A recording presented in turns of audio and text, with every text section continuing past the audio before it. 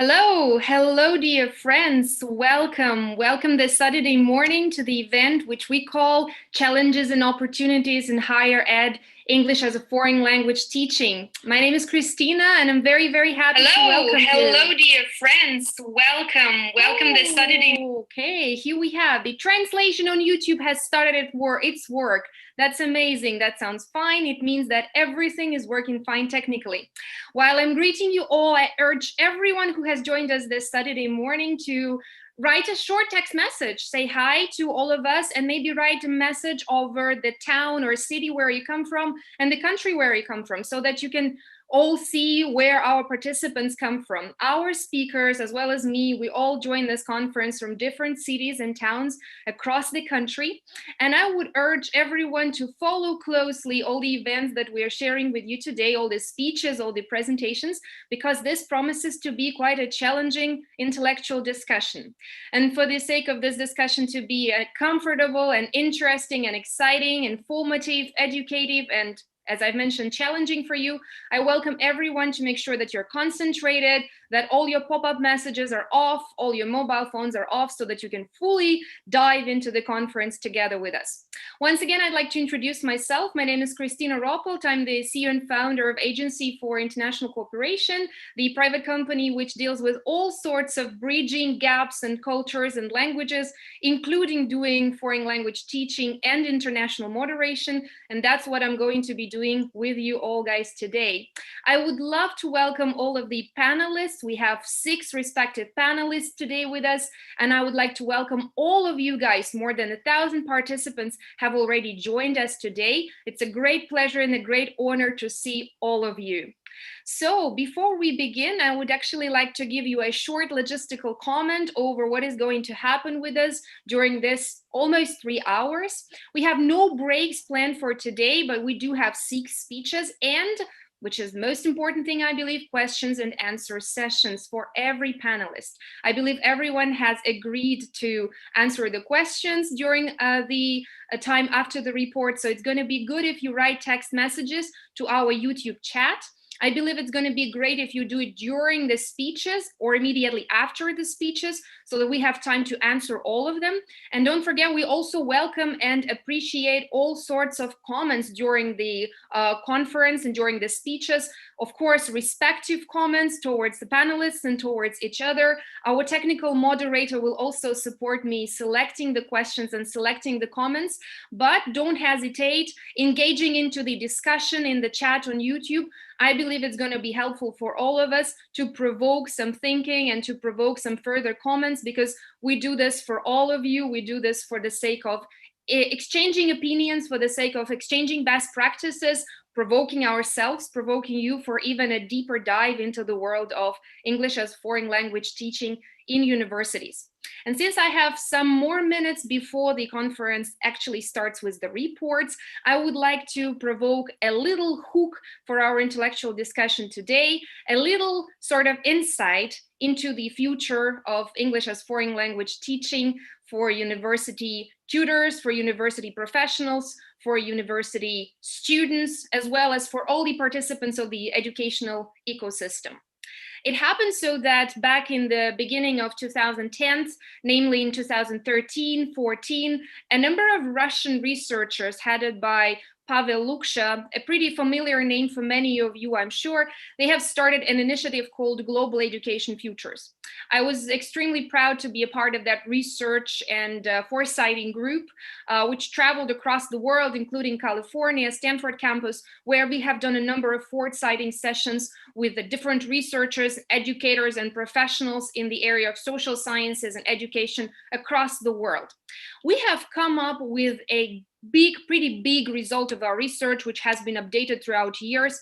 And I would like to start our conference today by demonstrating to you this little piece of knowledge, which has captured hearts and minds of many people after all. I do hope that you will be able to see my screen at the moment. Dear panelists, please give me a warm nod if you do see my screen.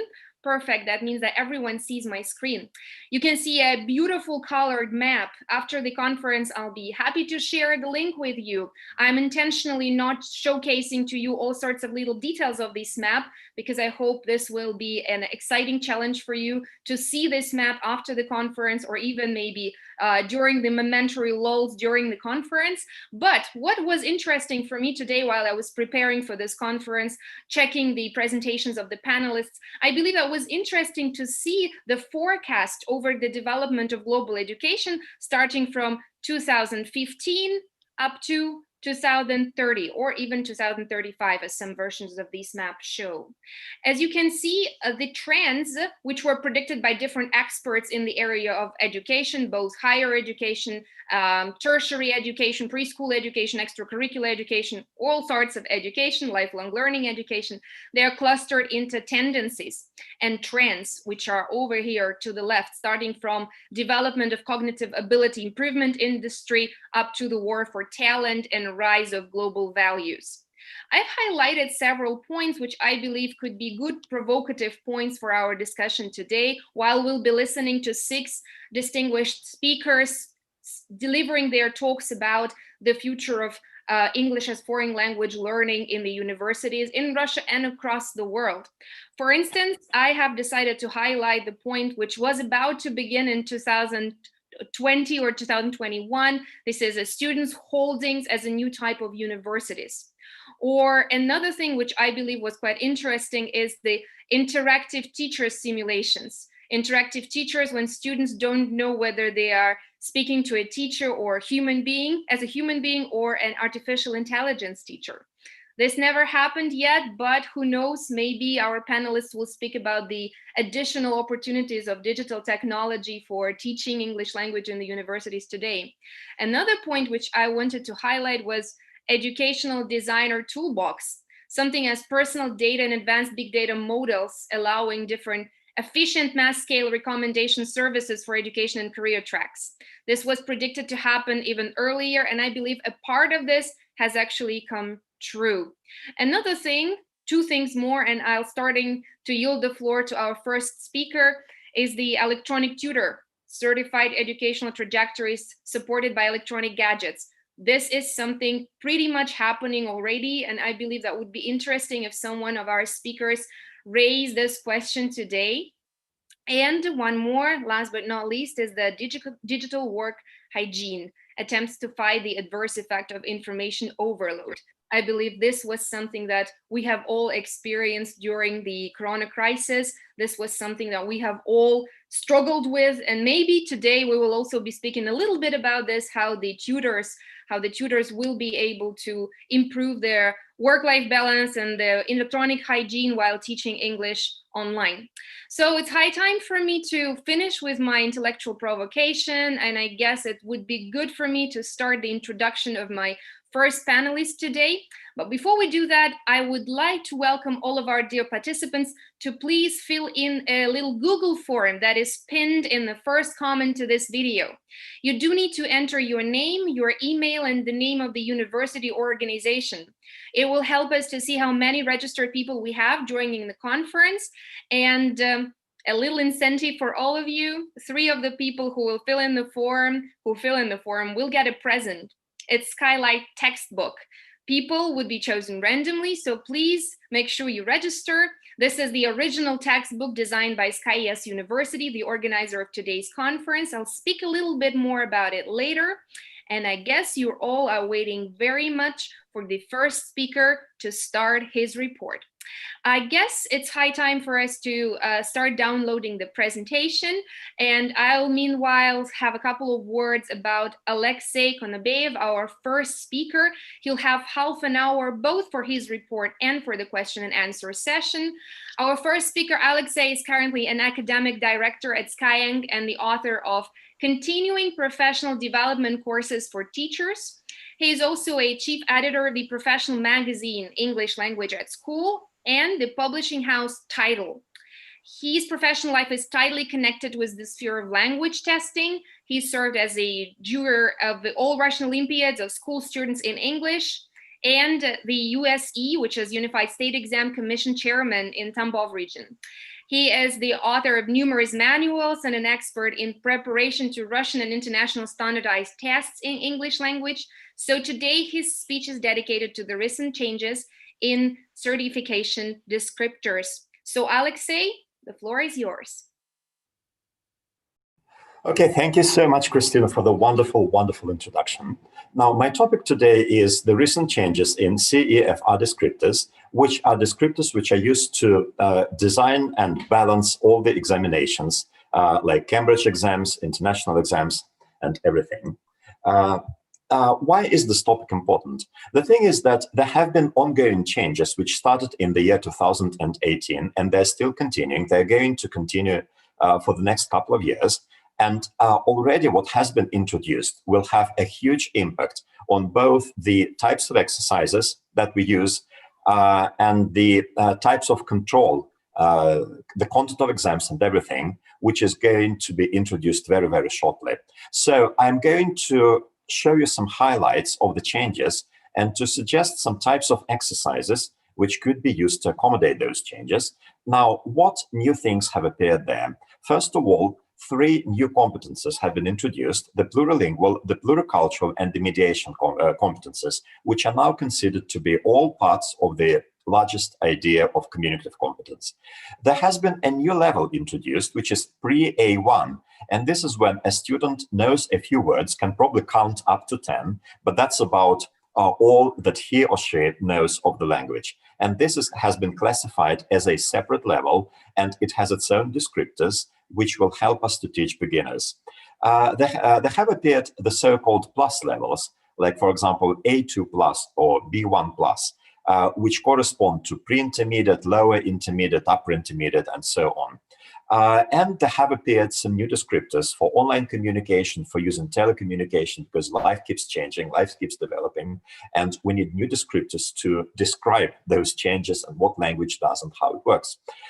There has appeared a new phonology scale, and there have appeared descriptors for sign language, and some existing descriptors have been made more precise. And for those of you who teach not university students but young learners, joint descriptors for young learners have been set out into 2 separate groups. One of them is for ages 7 to 10 years old, and the other one for ages 18 to 15 years old, because children are different, and that's why even for the same levels, descriptors there are different too. Now, let's take a look at the impact of those changes. As I have already said, in teaching, they may have impact on balance of types of speech in our lessons and of types of exercises, both in their functions and in their appearance. And in language testing, they will have impact on task formats and types of communicative situations. So today we will take a very, very brief look at major changes and explore some possible types of exercises which are needed to accommodate these changes. And we're going to base our presentation today on the following documents. First of all, it's the CEFR companion volume with new descriptors. Then there's a manual for language test development and examining. And then there's a collated representative samples of descriptors of language competences developed for young learners. All of these documents are in open access on the internet. But for your convenience, I have put them all together into a single folder, which you will be able to download if you follow the link from this presentation. Now, there's something I wanted to tell before we proceed to the next slide, and that's this. I have more slides that we are going to cover in detail today, but there are some examples of exercises and everything. So if you would like to get this presentation, please contact us and we will be happy to email it to you. And now on to the more specific things. If you look at what the CEFR scheme looks like now, you will see that there are some very interesting things that have appeared, like, for example, and for some reason they're called in French, like, savoir, savoir-faire, savoir-être, savoir-apprendre. And if you look at the last one, at the bottom one, savoir-apprendre, that means learning to learn. And now learning to learn, it has been set out as a separate ability, which is very important to as one of the key factors in achieving all those competences. But now let's take a look at the changes in the descriptors. Now, in lists of descriptors, all new and updated descriptors are blue. You're going to see that. So they're very easy to locate and identify. The ideas for exercises, which I'm going to show to you, are based on CEFR materials and tasks in international exams. And some changes will require an increase in practice materials of a certain type. And this is what we as teachers can do I will show you how to create those materials and what types of materials we may need. Now, let's take a look at one scale, and this is listening as a member of a live audience. In blue, you see new descriptors, and if you look at B1, there are two levels which are separated by a line. And if you look at the upper level, this is the cross between B1 and B2. So this is the so-called plus level, B1 plus. And you see that, for example, there are two new descriptors. B1 can follow and outline straightforward short talks on familiar topics, provided these are delivered in clearly articulated standard speech. And on a bit higher level, can follow a lecture or talk with his or her own field, within his or her own field, provided the subject matter is familiar and the presentation straightforward and clearly structured. So it is not a difficult text. But what could be a correspondent task? Obviously, students need to practice with recordings of talks and lectures. And while I'm telling you about this, I would like you to think of whether you have those audio materials in your textbooks, which you currently use. And at B1 level, we will need scaffolding in the form of slides or handouts. And some possible tasks that you can design may look like this. Listen to a part of a lecture. In the handout, tick the topics mentioned in the lecture, because you will remember that the tasks should not be difficult. This is B1 level we are talking about.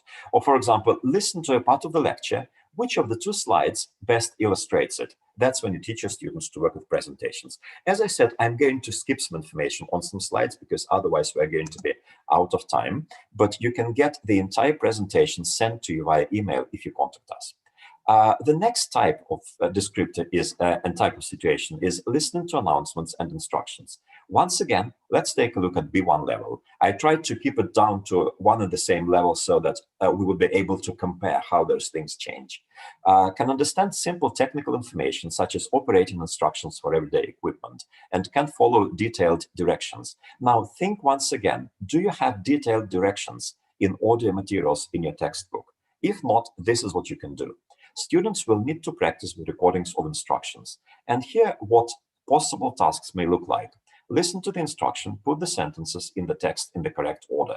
Or perhaps listen to the instruction, which step isn't mentioned in the recording. So you see there are different types of listening, listening for detail, listening for specific information, and so on. I'm not planning to go deeper into that, but you will notice this thing. Or probably listen to the instruction and match it to one of the two pictures, which correctly shows the order of events and so on. The next type of listening is listening to audio media and recordings. And we see that, for example, if you look at even A2 level, we need recordings of audio media and so on. And students can understand and extract the essential information from short recorded passages dealing with predictable everyday matters that are delivered slowly and clearly. Or if you look at B1 level, can understand the main points of radio news bulletins and simply recorded material about familiar subjects delivered relatively slowly and clearly. So obviously, we will need recordings of news, but since news is a very, very changeable matter, it is a good idea to use human interest sections, which do not change over time or which will not seem outdated. And the task may look like this. Listen to the news. Which of these two exhibitions is announced?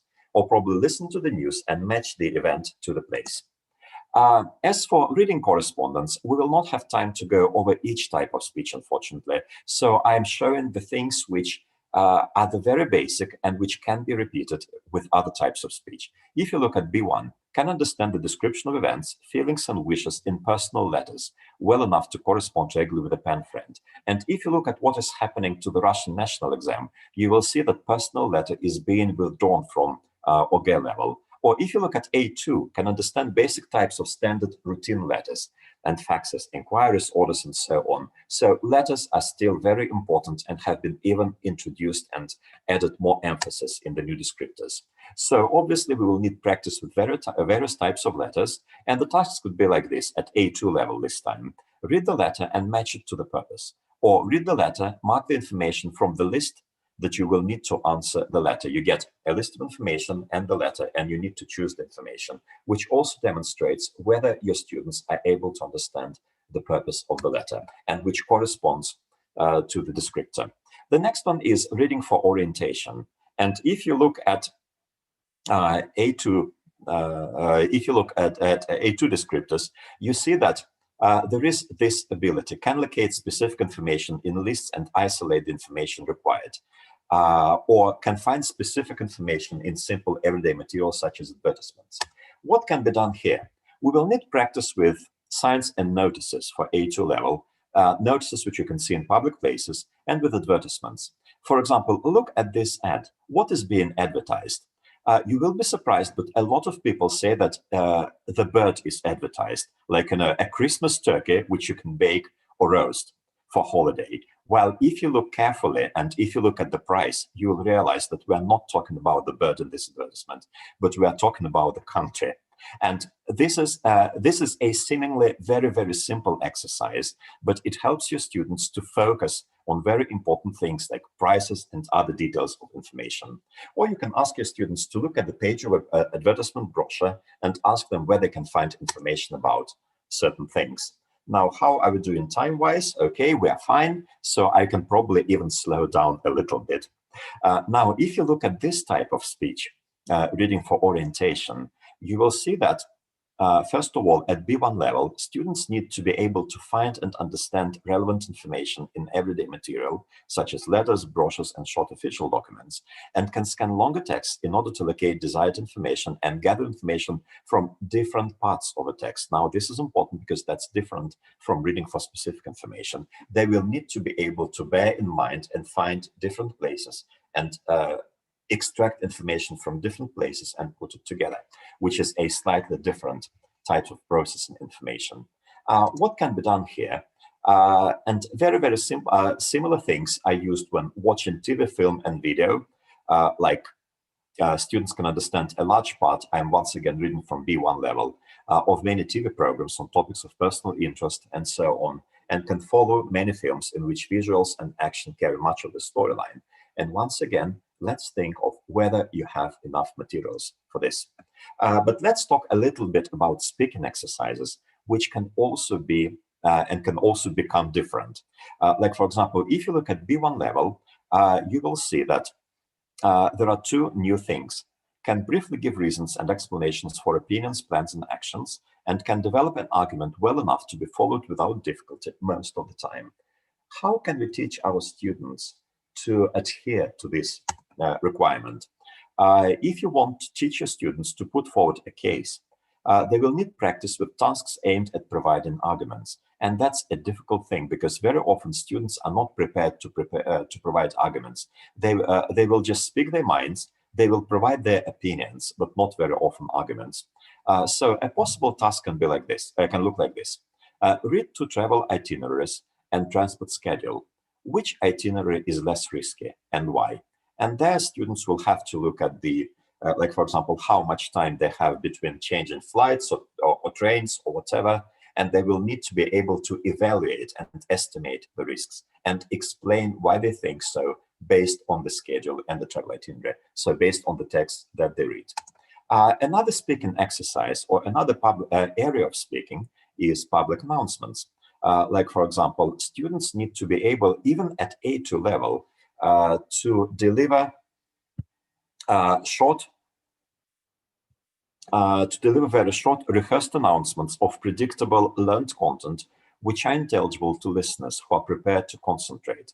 Now, imagine a student at A2 level, they cannot say much and they are already expected to deliver an announcement. This is public speech. But a very simple type of exercise can help them here, and it may look like this. So they will need to read a message from the teacher about a change in the schedule, and they will need to announce this change to the classmates.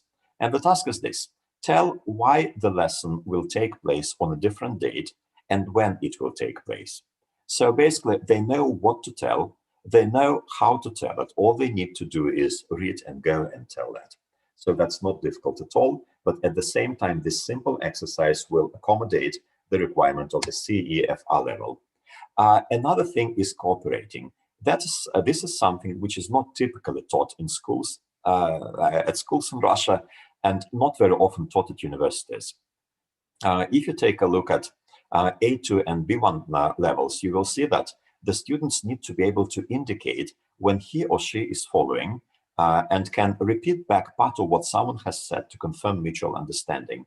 Now, here we may have some cross-cultural problems, because in Russia, and I'm saying this for the sake of those who are following us, who are listening to our presentation from other countries, because we have somebody from Indonesia and from other countries, so it will be very interesting to compare whether you have the same cultural attitudes. So in Russia, if somebody is speaking, it is polite to listen without uttering any sounds. The more polite you are, the more quietly you will listen to this presentation. And here we see a requirement where you need to indicate whether you are following or not.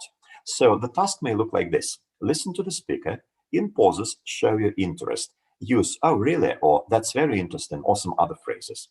And for B1 level, it may be like this. Listen to the phrases and make them shorter. Begin with, "Do you mean that?" So basically, we focus our students on repeating parts of what the speaker has said, but at the same time, you are asking for clarification or for confirmation. And this all boils down to cooperating. So I expect that this will not be a very easy task for Russian learners, and I'd like my colleagues whether to confirm or whether to disprove me. And one more thing, a new competence is mediating a text. What does that mean? That means that you explain the meaning of a text, very often of a text given in a different language. You will need to be able to relay specific information in speech and in writing, to explain data, which you see in graphs and diagrams. And these are very familiar types of exercises. But at the same time, take a look at the middle of the list, translating a written text in speech or in writing. For years and years on end, we were taught that language 1 should not be used in the classroom, that we should use only language 2. But those who are trained to be translators and interpreters know that translating is a very complex skill, and it is a separate speech skill. And you see now that CEFR scale shows that translating is an important part of mediating competence.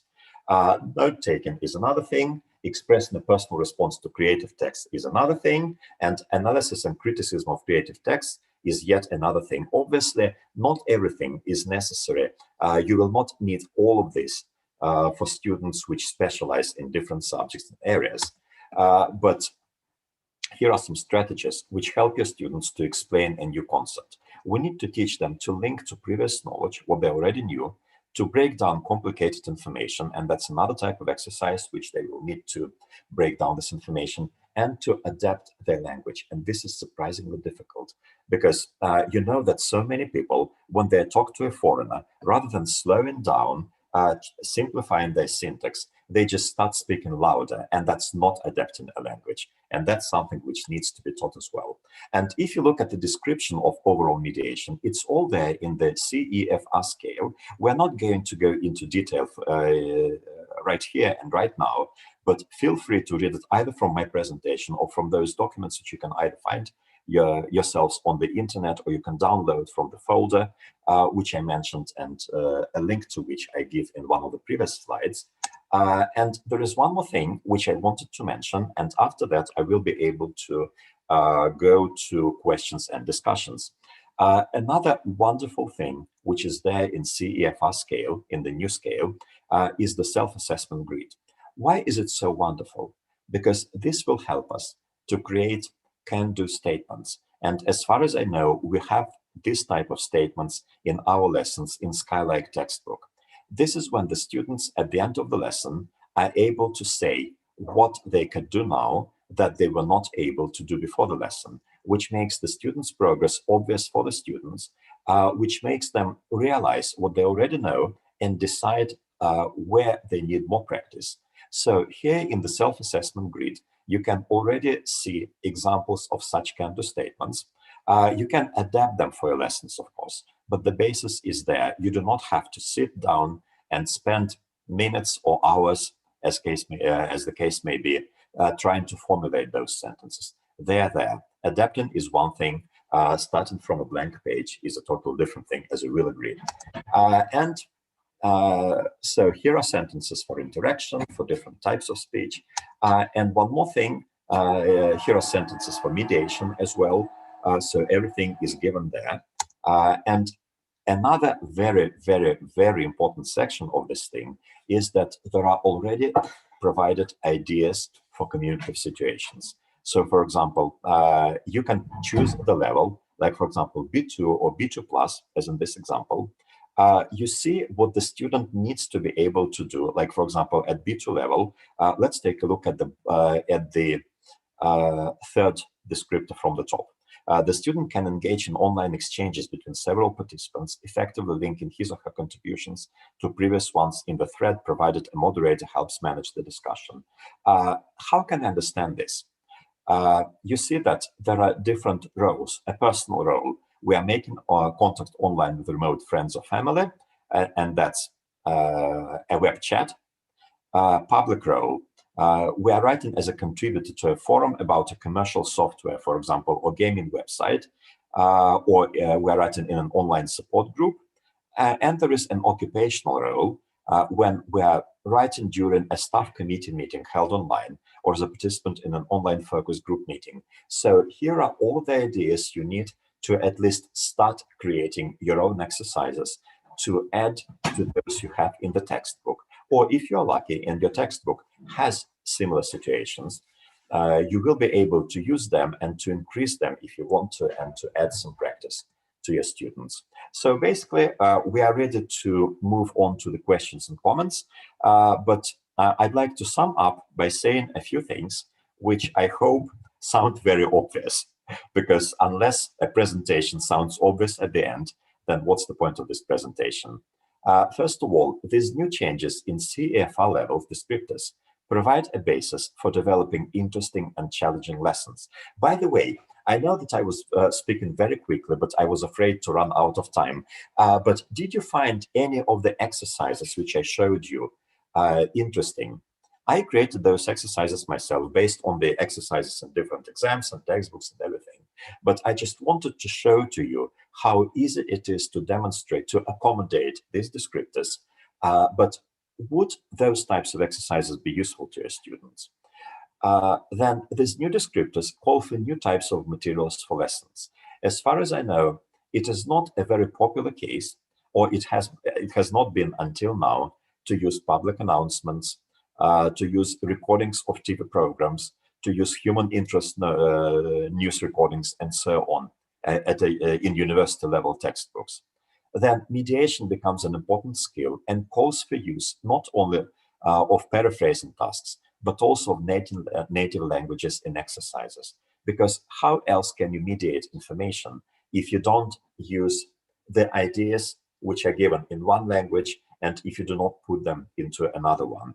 Well, you can paraphrase information as well, but that's not all of the mediation task. And we often have to explain some ideas and to relate information to our speakers who may be speakers of different languages.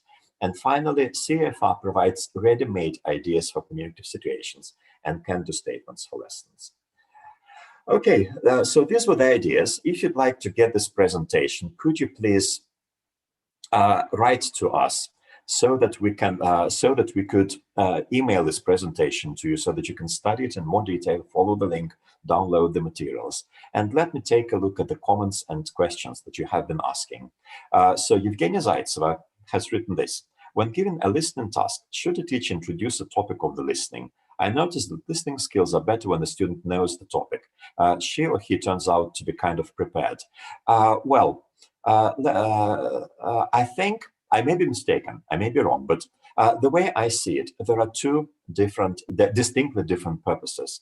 One is the purpose of training. The second is the purpose of testing. When you train students, it is always a good idea to introduce some lead-in exercises, because when you activate, when you talk about the topic, the students activate their background knowledge, and even if they're not able to predict the words and the grammar that are going to hear in the task, they would still have the background knowledge activated. They will activate the so-called schemata. And schemata theory is a very interesting theory of teaching and learning, so that they understand the situation and they will expect and predict certain turns in the conversation, and therefore it will be easier for them to understand. if you are testing the students, every international exam still leaves some time. Some exams leave more time, some exams leave less time for the students to read the tasks. And it is important to teach students to interpret those tasks, to understand and to imagine, to predict what the situation is going to be, because it really helps. So I'm all for explaining, introducing the topic before listening. And listening is a good way to start working with that topic and to build up vocabulary and so on. Okay. There were some more questions and some questions that I got from my fellow panelists. So if you don't mind, I will answer those questions as well, because they may be interesting for the general audience. So a question from Mihaela Silvia Daskalo, our wonderful presenter from yesterday and from today. Do you think that the students need to be guided by the teacher's feedback to be able to self-assess, or they can evaluate themselves subjectively without the teacher's help? Frankly speaking, I know a lot of adult learners and adult speakers who are not learners anymore, who cannot evaluate themselves objectively without somebody's help. So I would recommend, I know that this may sound superficial a little bit, but I would still, I still believe that the students at least need to be guided by the teacher's feedback at the beginning, because they want, and more importantly, they want feedback, and they tend to get very, very disappointed when they do not get feedback. And this is something that we have discovered at Skyeng, and that I have seen throughout my career. Okay, another question from our today's presenter, Daniel Piotr Kontowski. Given what you have said about the extended updated descriptors, what level should be required for students to start BA studies in English at an international institution, intercultural institutions, sorry. In your opinion, what is the level they can reasonably be expected to progress from along the first semester of their studies? I'm afraid I cannot answer this question objectively, because I don't see the program until I've seen the program of this institution. But I would assume that the students would need to have at least some background knowledge and some knowledge of English. So what would mean setting them up for failure? I think that if you have very high expectations of the students, much higher than their level, that means setting them up for failure. That's about the only thing I can answer on the spot, but I promise I will think about this and try to answer that. Marina Kovaleva writes, I find this exercise very useful. Thanks very much for sharing them with us. Thank you. And Polina Kuleshova, I think these exercises are interesting and should drive students' motivation in studying. Well, thank you very much for this assessment. I think this is time for me to finish. Yes, we are just in time. Thank you so much for your attention. And once again, I'd like to remind that if you'd like to get this presentation with the links to all the materials, please feel free to email to us, and we'll be most happy to send this presentation to you. Thank you so much. Oh, by the way, if you are not already subscribed to our channel, SKS University, please do so, because this will help you to keep in touch and keep updated of some interesting things which we are going to be posting there. Thank you. Goodbye. Thank you. Thank you, Alexey, for the presentation. And thank you for actually commenting very comprehensively on answering comprehensively all the questions, even for doing my job, reading out the questions and answering them simultaneously. That's all right. I would just like to remind all of the other panelists that it's absolutely fine to leave the question reading to me if you don't want to if you want to take a little extra minute to think over how to answer the question, or if you want me to aggregate the questions, that's also perfectly fine.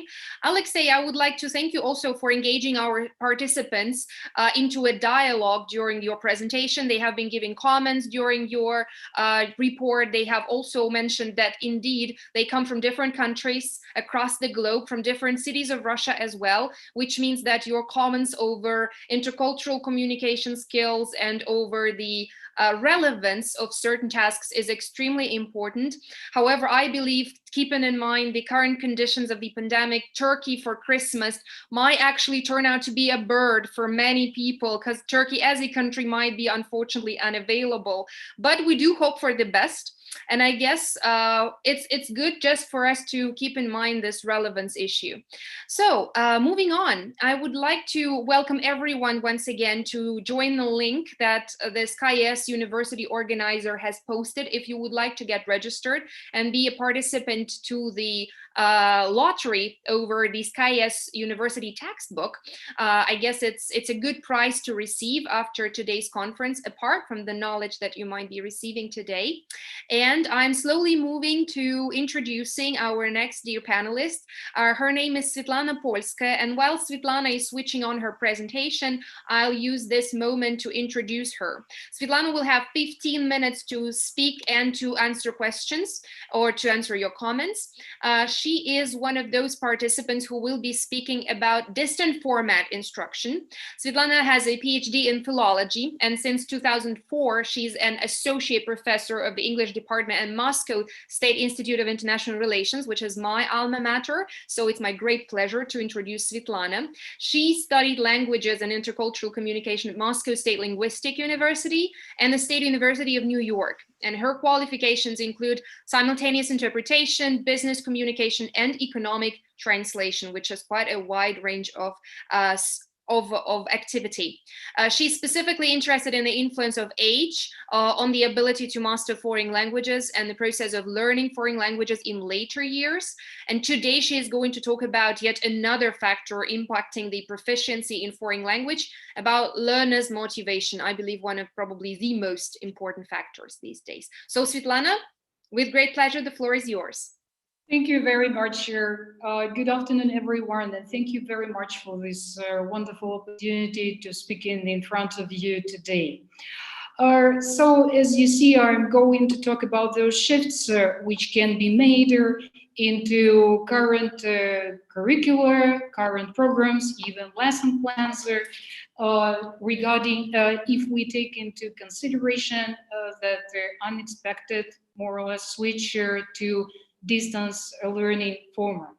Okay, so let's get started. So you all are, well, we are all aware of the fact that coronavirus made really fundamental changes into all aspects of our life and education. Higher education was not an exception to that. And all universities, almost all the universities had to shift from traditional classes to distance learning, and this definitely created an issue for many educators. By the way, I've noticed that for many people, distance learning is perceived as something new, is something pretty just abnormal. However, I think maybe you're aware of this, that actually distance learning has a history of, I guess, more than 200 years already. And it originated more than 200 years ago in the United Kingdom, where they first started this kind of distance learning by simply exchanging letters, just doing it by correspondence.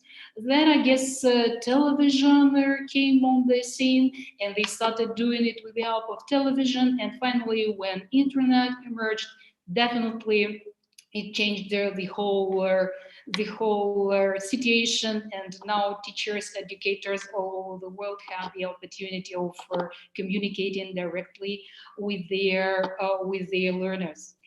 However, the attitude towards this distant learning is really miscellaneous. It's really different. According to the recent survey conducted by Ron Hicks branch, and they actually polled about 12,000 students who experienced this distance learning, and about 4,000 teachers. About 48% of students found this distance learning not as efficient as traditional classes were. And there were even more teachers who were negative as far as this distance learning is concerned. More than 50% of teachers were not really happy with its efficiency. But okay, let's dwell of, I would dwell a little bit on that study which we conducted.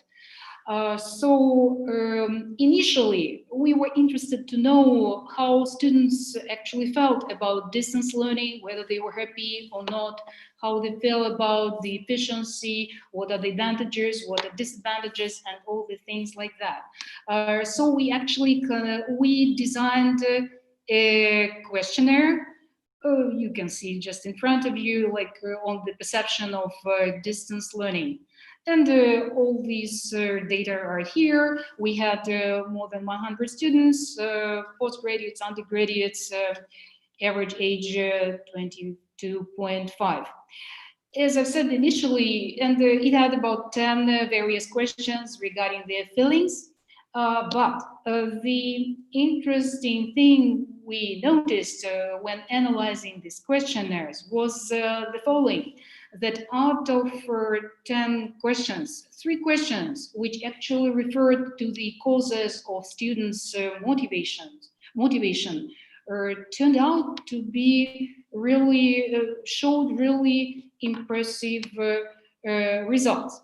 So I won't dwell on all the questions of this questionnaire. I would just dwell on those questions which referred to motivation sources. So one of them referred to control, actually control over the studies, and we gave her an option. We gave a multiple choice whether this control was tighter, looser, or same as before. So this was so the first thing, the first issue concerned this control during the studies. The second issue regarding the ability to concentrate in distance learning, how the students felt about that. And finally, the third issue, it was now question number 7, a cooperation with their peers, whether they had an opportunity to cooperate with their group mates in a better way, or maybe in a not in such a better way as they did in traditional classes. Interestingly, all these sources of motivation, if we may put it like that, they refer to the so-called extrinsic motivation, when you are driven not by just some inner intentions or desires, but when you are driven or limited by some external sources, which are control. Though I guess concentration, no, it might be your internal stuff, or at least control and cooperation with peers, they do refer to this extrinsic type of motivation. So, I won't dwell on what motivation is. I'm sure you all know how it is important in language learning and things like that. So, well, I won't probably dwell on that. So if we talk about control, by the way, again, referring to this Ran-Hicks study, about 43% of teachers said that in distance learning conditions, control was hardly possible. And 43% of teachers were sure that students were cheating, actually, and no matter what control forms you could apply. Oh, well, definitely, all of you, I guess, who had these online classes, I'm sure you would all agree that you absolutely cannot control. You have no control, actually, what your students, your learners are doing at this or that moment. Moreover, probably in the circumstances of distance learning, any traditional rules of assessment, of evaluation of students cannot be probably applied any longer. So, what have we found out? As it turned out of all our 119 student sample, the overwhelming majority believe that yes, they experience less control from the teacher's side when having. But this is, well, this was to be expected. In fact, And of course, the overwhelming number of students believed that no control was really possible, and rules of this control should be changed somehow. All right. Now let's deal with the concentration levels. Again, this is more than evident, and I'm sure that you're also familiar with these things, that in case of distance learning, concentration is hardly possible for many students because there are too many distracting factors influencing them. And considering that you are in different spaces, a teacher is sitting in one room, and all the learners are at different places in the privacy of their own apartments, then of course, well, concentration level, any concentration is not really possible. And here you can see the results of this poll as far as concentration is concerned. So again, the majority found that the concentration level was much, much worse. All right, and finally, which is also a sore point, cooperation with peers, which is definitely an important factor when having a class. Just recently, 2 days ago, actually, I had about 17 people in Zoom. These were actually two groups together, and well, we were trying to implement certain cooperation, but I actually I did some timing things, and I realized that throughout the whole class, every person had an opportunity to speak only just 4 times, 1 minute each, which makes really 4 total minutes of speaking. And this is, of course, not very much. This is as far as cooperation is concerned. Again, the biggest proportion of students realized that they could cooperate much less with their peers when the class is online. All right, so these were the results, and something should be done about that as far as we understand, because certain studies do show that online learning can be as efficient as traditional learning, and with the help of certain tools and with the help of certain techniques and the right approach, it can be definitely achieved. So, as far as control is concerned, here, I guess the solutions are pretty evident. First of all, in the circumstances of distance learning, more feedback should be provided for our learners. I personally practice, I know you would say, oh, well, it's time consuming. I personally practice with all the groups we have WhatsApp chat. And after every class, I send an individualized, customized appraisal regarding a certain student's performance during the class. Yeah, I know it's time consuming, but still I do that because they really need that. Regarding that in Zoom or Skype or wherever webinar, we don't have any eye contact. We don't see any emotions, because sitting in a traditional room, learners can see a teacher's facial expression. They can make certain conclusions, but definitely in Zoom, this is hardly possible. So we do increase feedback, and unfortunately, but we realize that traditional paper pencil tests of quizzes would not do. So the temptation is too high. The temptation is too much, like to put a textbook in front of you and start just looking at answers there. So Google Forms, I think tests in Google Forms can be a really wonderful opportunity. Well, it's a separate story how to make this test, but I'm sure some of you have already tried it. These tests made in Google Forms they provide an entire range of options. Multiple choice tests, blank filling tests, whatever. You can just really create, you can send them immediately, you can send them later, so lots of opportunities. There are also other platforms where you could create these tests, and these are just some of them. Wonderful, wonderful, wonderful opportunities. Okay, concentration. Well, probably there is not much we can do here. Trying to create better environment, but again, a student is sitting in his own apartment. You cannot create a better environment for him, but at least, well, I am trying to do my best to organize them as efficiently as possible. But what I focus on is just structuring classes more carefully.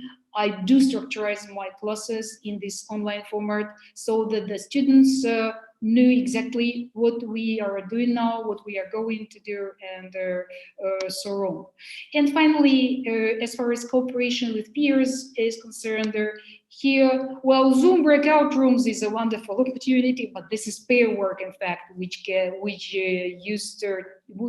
normally used in traditional classrooms.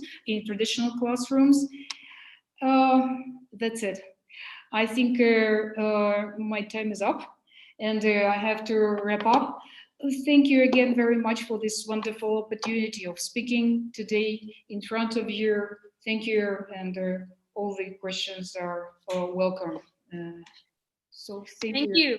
Thank you, Svetlana, very much for your insightful presentation.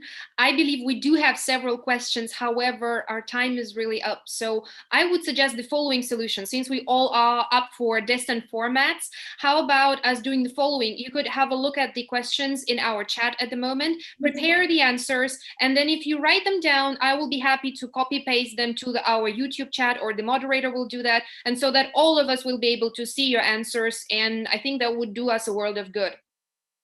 Thank you very much. Should I send them to you, the answers? You can do that right in the chat in Zoom. We have all here with all the other panelists. That should be great.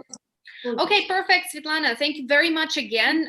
To me, the most, I would say the most terrifying and I would say saddening comment by your presentation was all about the lack of cooperation. I think we should all consider this and take a closer look at it. So I will welcome all the comments from our dear listeners about their opinion on the points that you have touched upon. And I would also like to kindly remind all of our participants who are listening to us online to please fill in the questionnaire, the Google form. Svetlana has also mentioned Google Forms as a good tool for our cooperation. So I guess that would be good if all of us would fill in the registration form so we could have a more clear idea of who and how listened to us today. And I will move on to our next dear speaker. His name is Daniel. While he is switching on his presentation, if he has one, I'd take some time to make a little introduction about his experience so that you could understand what kind of person is speaking in front of us, what kind of questions would be relevant to him. Well, Daniel Kontowski has been interested in the idea of liberal arts and liberal education in Russia and Europe for more than 10 years. I personally believe that the concept is pretty unfamiliar for the Russian landscape, very unfortunately. So this interest turned into several research trips and a PhD on contemporary manifestation on the liberal arts idea through the lenses of sociology, higher education research, and history. He taught sociological courses in Warsaw, Poland, was a track moderator at a 4th Liberal Educational Students Conference in Berlin, and co-organized academic writing clinic in Kassel, Germany. In 2017, he co-founded European Liberal Arts Initiative, and now he is the head of education at the School of Advanced Studies, University of Tumen, the great city I like very much. Well, his speech illustrates how English language promotes liberal education at the School of Advanced Studies. And without further delay, Daniel, the floor is yours. Thank you very much, Kristina. Well, thanks very much for the introduction. So today I would like to say a little bit about what SAS does and then jump into what type of language preparation do we need, what type of, what role English plays at a place like SAS, because I believe well, for better or for worse, I also became the English person of the institution. I mean, the students are afraid to talk to me because I believe that English is important. So I will explain to you, and hopefully in 15 minutes from now, you will understand why I became such a contentious figure back at SAS and what we are changing and how. So SAS, School of Advanced Studies at the University of Tyumen, is a liberal arts institution located in Western Siberia. So if you believe that this is kind of a strange idea that there is a liberal arts institution in Russia, even more so, of all the places in Russia, this one is located in Siberia, then this raises a lot of questions. And the first question concerns what do we mean by liberal arts institution? And in my opinion, well, obviously people have different opinions about what that it might mean or not, but in my opinion, the main difference between the liberal arts model and the typical model for Russia and for some other countries can be summarized as the difference between a pipeline in which it is set up from the age of 17 or 18, whom you are going to become, and then you fulfill this. And there is a range of activities that are supposed to create you a specialist, and there is no much of a freedom inside the pipeline about changing what you do and how you do it. And the liberal arts model that, as I claim in my PhD, relies on three fundamental tenets, at least in its contemporary European manifestations, including in Russia. So the first tenet is ontological complexity, the belief that the world is complex, or on the curricular level, the belief that the curriculum should be interdisciplinary or multidisciplinary, which raises interesting questions for the kind of level in language competence that we require from students. Secondly, we believe that liberal arts institutions offer transformational pedagogy or transformative pedagogy. We believe that students become different people by their education. They don't get something new. They add it to who they are and they become just older, specialized by pretty much the same version of themselves. At its best, the promise of liberal arts education is exactly that the student will become somebody new, and that education will transform what they believe they want to achieve, and that raises a lot of interesting questions for the learning outcomes. But on the practical level, it relies very heavily on very intensive interaction with peers and professors in a small scale settings that are more or less diverse. And lastly, this liberal arts model always presupposes the idea of an organizational alternative. It is going to be misunderstood. It is going to be not supported by most of the dominant regulations within higher education systems across the world. And therefore, to offer a true liberal arts education, you will have to overcome a range of difficulties, and you will have to make a lot of difficult choices. Now, the School of Advanced Studies has been established in 2017, and its director, Andrei Shepinok, has claimed that from the very start, this is a greenfield project. By a greenfield project, we mean that this is an institution that is not just another institute or another department of an existing university in which we kind of repackage existing faculty and existing rules to claim that we are doing something new. No, we have new types of faculty, we have new rules, we have new formats, but most importantly, we do it in English. And now our faculty in the School of Advanced Studies come from all across the world. We have very few Russians, and even then they need to have a PhD from a foreign leading institutions. And we have been recruiting those people actively from around the world to work in Tyumen, to live in Tyumen, and to stay and spend time with our students, which creates a range of interesting intercultural challenges. Our curriculum differs, again, from the pipeline model, in which even if you have some electives, they are kind of related to your area of interest. Even if you have some core subjects, they are physical education or a course in philosophy that no one takes seriously.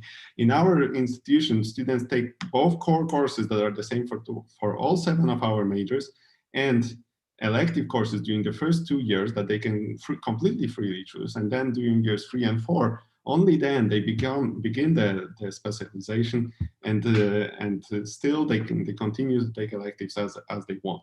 So liberal arts in Tyumen is in a way similar but more ambitious from what's being offered at MHIX and at Smolny. And its main difference, I would claim, is that it is international, global, and in English. And we have seven different majors.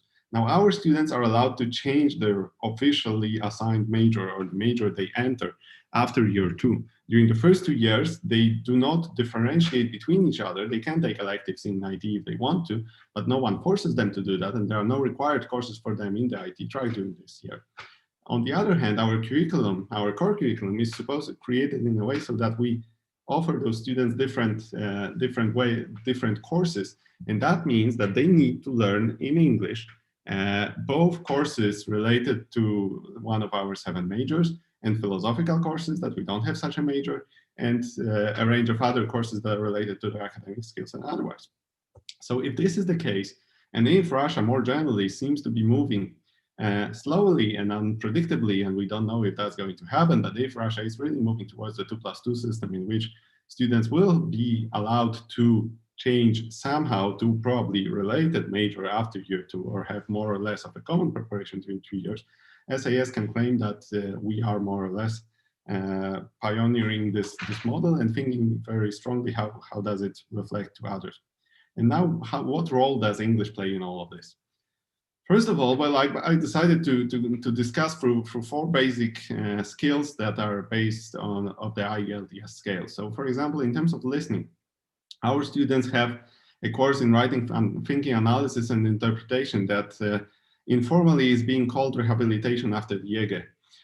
It is a course in which students are supposed to learn critical thinking, learn to participate in classes, to interact with each other, to speak when they want to say something, not when they are directly asked by the teacher, and be not afraid of making mistakes, which is a range of psychological challenges for them.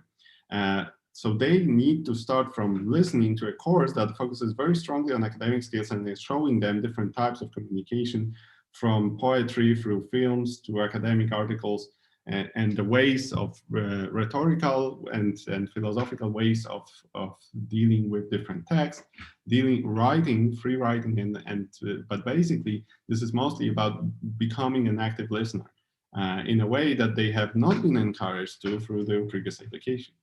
During our first semester, basically all of our students, regardless of their level of English, are allowed to study in either English or in Russian, because this is our promise, has been our promise to them, and this is also the reality that we face. If we only allow students with good enough English to start studying with us, we probably would have very few students right now.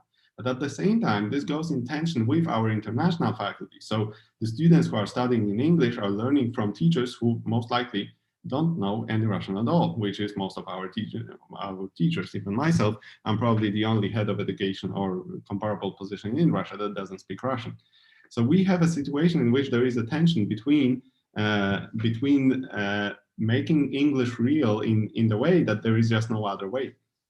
At the same time, for example, during a year or 2, our students will have to learn within our core curriculum a course on problems on modern sciences, that some of them might understand some of the concepts already from high school, especially when they went to a very good one, but they were most likely not been learning that in English.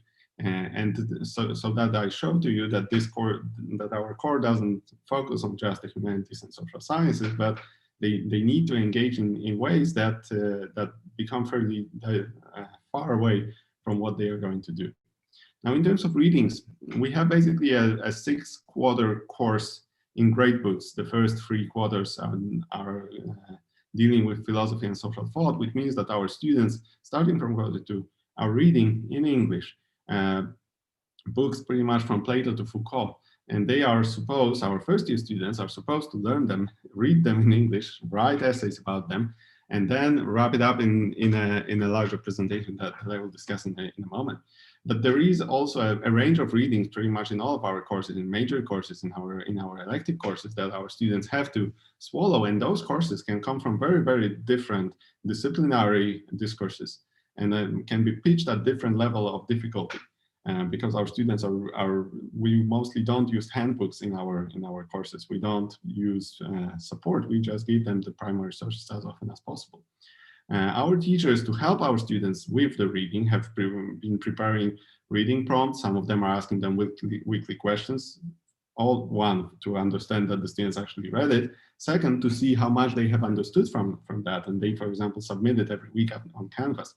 But our students have also developed, thanks to partially to the course in our in our WTAI course have prepared a culture of peer review. Our students write a lot of essays, I would say between 30 and 40 every year. And they get with each other and they read their own essays, they peer review them, and they become better readers through this process, and they become better writers through this process, I would claim. And I think that that's a very important thing. So for us, this reading culture is pretty fundamental for whatever is going to happen. Now, in terms of writing, as I said, our students write a lot of essays. Some of them they write in class, partly because we want to make sure what their actual level is when they are not allowed to use any external help, whatever that might be. And so that we can compare their in-class at-home essays to whatever they do in class. We have created an academic writing center that is run by our students, our higher level students. And this year, for example, they have been engaged in our courses, both in WTI and academic writing course, as tutors, as an assistant to our teachers, so that they create, and they are also engaged in preparing our students for the testing of English that we are conducting a couple of times a year. But also in terms of writing, one of the things that I have learned very interesting and that surprised me was that students do not necessarily anymore have an email culture. And when they are supposed to write an email to an international faculty, they sound very rude. They sound very rude because they go to the point and they kind of make it, they have not been socialized to the idea of polite communication in English, especially with some of the cultures. I mean, some of our faculty are very straightforward themselves.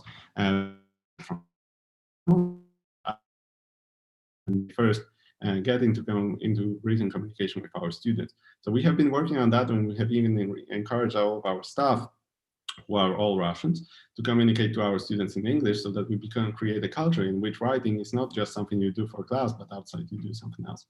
And lastly, our students, one of the things that we have introduced last year is that all of our third and fourth year students are writing year-long research projects. Basically, they write 5,000 or 8,000 words long essay, and that they write and rewrite and edit with the support of the supervisor throughout the year. And this is what they are doing within their major. And this is what I believe differentiates those bigger pieces of writing from the smaller ones that they do in quarters. Lastly, there is speaking. And in speaking, well, of course, our students do a lot of presentations because that's kind of regular thing, both individual and group presentations. But what our students are especially good at is group work. And now that our institution is becoming more and more international, I'm very hopeful about our group work, because that means there will be a good chance that somebody in the room is not going to speak Russian. If they don't speak Russian, the whole group needs to speak English. If the whole group needs to speak English, suddenly they need to resolve the problems completely differently. And this is what we use, for example, our breakout rooms that you can see over there. Our building supports this, and our students like it very much. So when we were forced to move online, we just used the breakout rooms on Zoom. And we already have the habits, and our students expect that, because this is something that they actually value in their education. At least that's what they tell me. Two more small things. There is a course called Topics of the First Years. This is the course in which our students are supposed to synthesize information from all various courses they are taking in year one. In our classes, most of the students take completely different combination of courses, and then they are supposed to pick 3 different quotes from 3 different readings from 3 different classes they have been taking throughout year one, and create their own presentation. That I was told is a level of, and engage with the text and then contextualize that, and then they have a Q&A with 3 professors. And this is the level that I was told you need to have C1 to actually be able to do it well. And I had the pleasure of being on the commission last year for this course, and some of our students, especially those who were struggling and I was expecting them to fail in this, they did very well because they prepared. And they prepared because they didn't start at the last minute, but because they were rehearsing and improving their presentation with their peers and their professors until it looked like something that they want to do. And lastly, we have the institution of the professor in the box, which is our take on office hours, in which we expect all of our professors to sit in a glass-walled room for a particular period of time, when any student, including the student they are not teaching this quarter, can come and ask for pretty much advice in anything, from their coursework or their essay to, let's chat in English, or to, I would like to study abroad, what should I do? So this is something that we really value at SAS. So what's the challenges ahead of SAS is, I think the main challenge for an institution that wants to be international and wants to encourage our students to think globally and consider graduate pathways that will be in English, is basically to move from navigating the slightly schizophrenic situation in which all 98% of our students are Russians, but their education is in English and we expect their interaction to be in English as well, to an institution in which English is the go-to language in an institution and in which we can actually become bilingual, not by necessity, but by choice, and build upon that. But I think we are a few years still before that. I think the biggest challenge for us on the practical level is to how to ensure that we create tools in our admission so that we attract a good enough number of good enough English speakers to begin with, so that we can work with them, and instead of having drop at the year one, we figure out what is the level at which we can start working with them. But most of that, I believe, comes down to messaging. I mean, most of our students who are coming to us still don't know enough about us when they apply, and some of them are surprised that, well, what is that actually in English? Well, it is. So for those who would like to read more about SAS, I will upload this presentation to the folder later so you can go to this. In this summer, we had a publishing kind of offensive, and I worked with the students to show, okay, what do you exactly do at SAS? We created a student handbook that is about 220 pages of explaining to prospective students what to expect, how it works, what do you do. We have published our third year research projects that have been submitted last year, some of them, and you can see what our students can do after just 1 year of their specialized courses in the majors. And lastly, we published a course catalog that includes all of the syllabi for all the courses in 1920 academic year, so that you can see what is the diversity, how the assessment works, what the students are doing, how the courses are structured, what exactly this liberal arts education means in practice. Thank you very much, and I'll be happy to answer any questions if there are any. And if not, I would be happy to stay in touch after and answer over emails and other ways. Thank you very much, Daniel. I guess it was a really exciting presentation and a true emotional sharing of your pride about the institution that you help shape and help enrich. I do believe a lot of our listeners were truly I would say positively envious, positively jealous to the students of your institution. And I would like to just inform you and our dear listeners that we still have several more minutes added to Daniel's time slot because of a little change on schedule. So we still have some time for Q&A session. And thank you, Daniel, for sticking to the time frame of your report. We do have one question from Marina Kovaleva. Actually, it's more of a comment. It says, effective courses are great opportunities for the students to develop their skills in many fields, but unfortunately, there aren't elective courses in every Russian university. I wonder if you would like to comment on this, or we should move on. Well, I can comment to introduce a bit of more of a complication. All of our major courses, so the courses that are supposed to be specialized courses for our majors, can be opened as an elective to students from other majors, as long as they fulfill the prerequisites set up by the teacher. So for example, we are running this quarter Microeconomics 1. And the teacher tells me, okay, well, in principle, this is a course for economists, that's fine. And they need to take whatever was in the curriculum before for the economist. But we can accept a range of students who would like to study that on an elective basis and create a split syllabus in which they do different types of work. And it can be even worth different number of credits, which is something that all the institutions in Russia can do. With the courses they already have, but then the teacher needs to say, okay, this is the level that I believe the students should have in the start so that they stand a chance to pass the course at the end. There needs to be a space within that, and of course it takes much more coordination than others. But I believe, well, in principle, you don't have to have a lot of faculty with a lot of extra teaching load to just tell them, okay, do some electives and make it fun to the students. I believe there is a space to open some courses, particularly introductory courses or courses that happen early in their curriculum but are not introductory, that do not presuppose a lot of other courses they have taken before, to be opened as electives to students in other institutions. So I would highly encourage that to do, especially if you can do it between different institutes or between different направления подготовки, then you can actually utilize something attractive to students who no longer are closed in different cages and happen to have very limited offers simply because one institution doesn't want to know what's happening in the other building. Mm-hmm. And thank you very much, Daniel. Marina also would like to express great thanks, and she's mentioning that it's great to have such courses and programs. There is one more question, and I guess we do have some little time to answer it. Nadezhda Prudnikova was wondering if these are deep end research projects that you have mentioned before, the students are performing. Well, the students need to perform. And we are working on that, right? I mean, that was the first year we did it, and we learned a lot from the experience.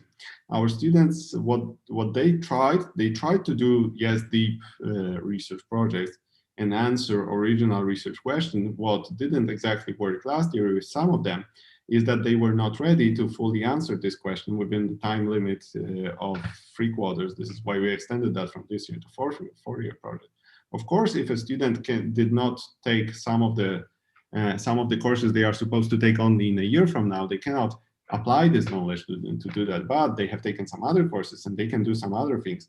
So it is not that we do not believe that the student needs to complete the whole coursework of the 4 years and then have this 2 or 3 months in which they actually apply and show it. Because doing research is practice, and failing is an important part of this practice.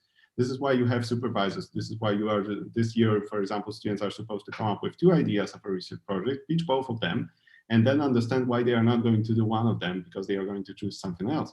They listen to each other's comments, they support each other. And in last year, all of the 3rd-year projects were externally assessed. We had people from different institutions in New Zealand, in Germany, in the US, and elsewhere who were examining those students, and they were telling us, is that something that looks like good enough of a project for a person who finished the 3rd year of a BA or not? And all of them have passed.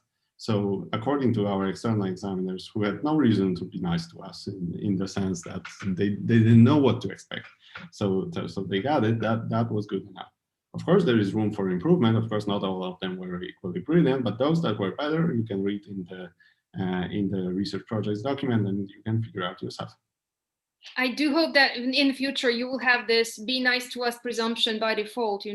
Everybody would come with a positive mood anyways, regardless of the expectations. Thank you very much, Daniel. We do have some more positive comments on our chat on YouTube supporting you and your institution. I would like to appreciate your comments again, and we'll slowly move on to our next speaker. And I'll take a momentary pause to once again remind all of our participants to please click the link that they see on the pinned comment for the opportunity to be one of those selected lucky persons who would receive a free textbook, which is an electronic version, I assume, as well, apart from the paper version, which is a SkillFactory University special textbook prepared for you. I will speak a little bit more about this special gift that we have, the Sky-like textbook, but I guess it's good for us now to move on to our next speaker. And before we do that, I would like to also say thanks to all of the participants who follow us on YouTube and who leave their comments. It's extremely important for us to see your feedback. And I'm very, very happy that throughout all this Saturday morning / afternoon time, the number of our listening participants is growing, which means we're doing quite a good job. And I'm sure it's going to get even more exciting now that I'm going to be introducing my good friend and colleague, Ms. Daria Grits. While I'm introducing her, she will probably be switching on her presentation if she has it.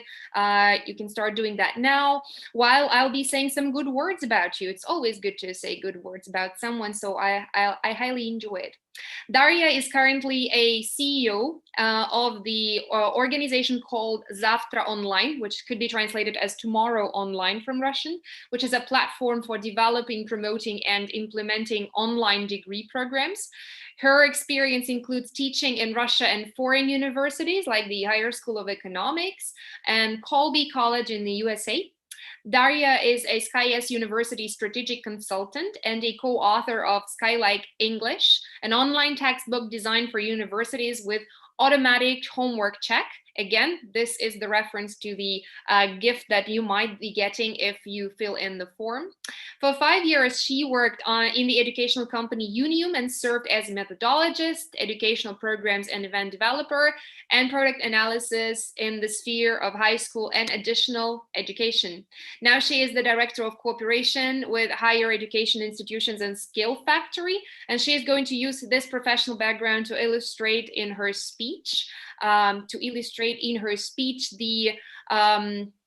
I would say the connection between the design of online learning experience in higher education and the results. So designing online learning experience in higher education, the case of SkillFactory. Dasha, I believe you have 30 minutes for your report and for questions and answers. You're welcome.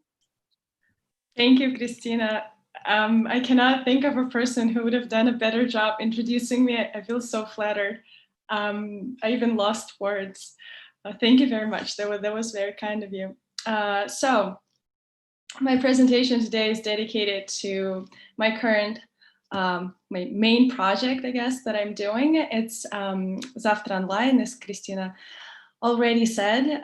It's a service.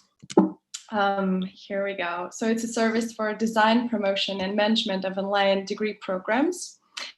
And as Kristina already introduced me, I am the co-author of the Skylike English digital course book.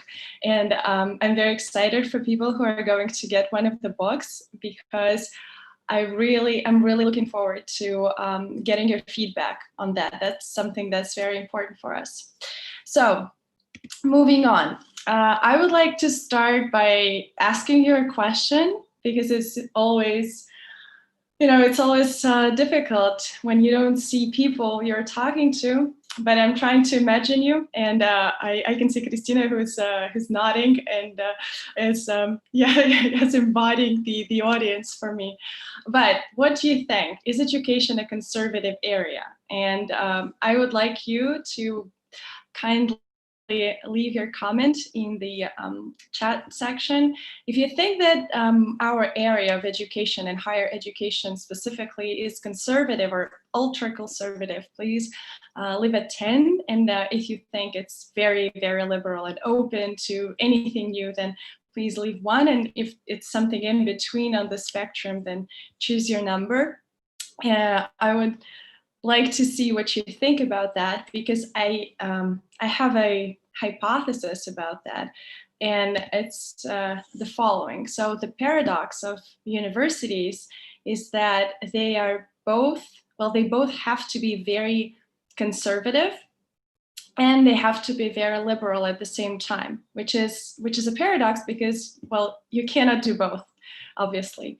And why it has to be, why universities have to be very conservative is that, generally education, the main goal of education is to reproduce the same kinds of people that, we are. So we teach people to be exactly like us, to be able to do our jobs and to do, quality jobs, right? And to be like-minded, so that the next generation doesn't kill the previous generation. So universities have to be that, regenerate the, reproduce the generations and the mindset. But at the same time, they have to be liberal, because the idea that we put, especially nowadays, into higher education is that it's going to create innovative environment. It's going to create disruption. It's going to bring us new projects, new ideas. It's all about universities. So at the same time, we, as a society, we put 2 completely different ideas and goals into one system.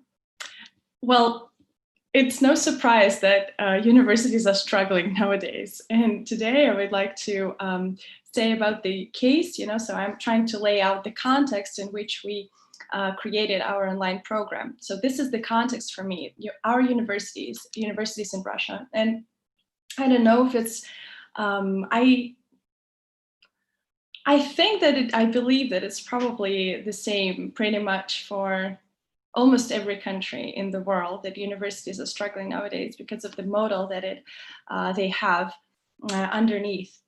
And from this point, we are trying to find ways for universities to combine these two very different goals. And in order to, well, pursue this goal, we created our project.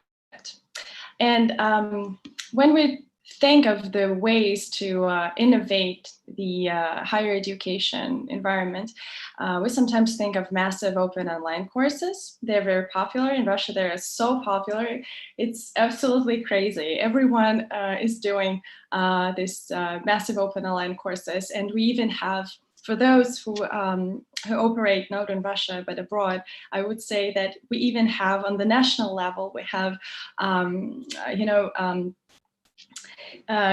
KPIs, like these indicators of effectiveness, and they are measured in how many massive open online courses you've created.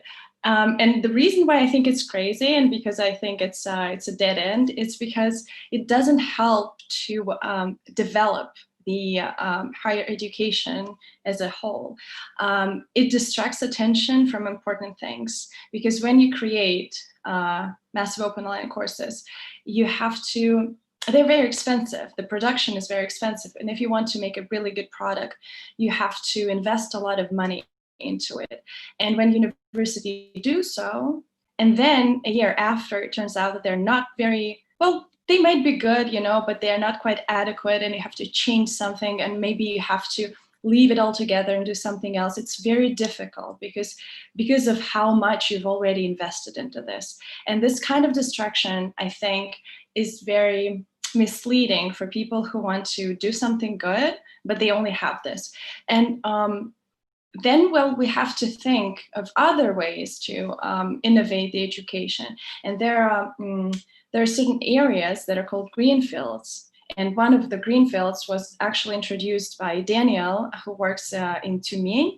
And they created a greenfield based on the State University of Tumen. And what they did basically is they had they've built a fence around a territory that is theirs, and the rules are completely different there. So basically, when you want to do something different, you have to find a piece of land and put a fence around it and do something else there. And then maybe if you have good practices, best practices, you can scale up and go someplace else. And this is something that we did. So what's left, right? My idea is that nowadays we have to think of working with universities and creating new programs as building partnerships between different universities and different bodies, between companies, commercial companies, and universities for growth and development through best practices in digital education. And why I have this distinction between digital education and online courses. What is the difference? I'm actually very curious. What do you think? Do you think there's a difference or not?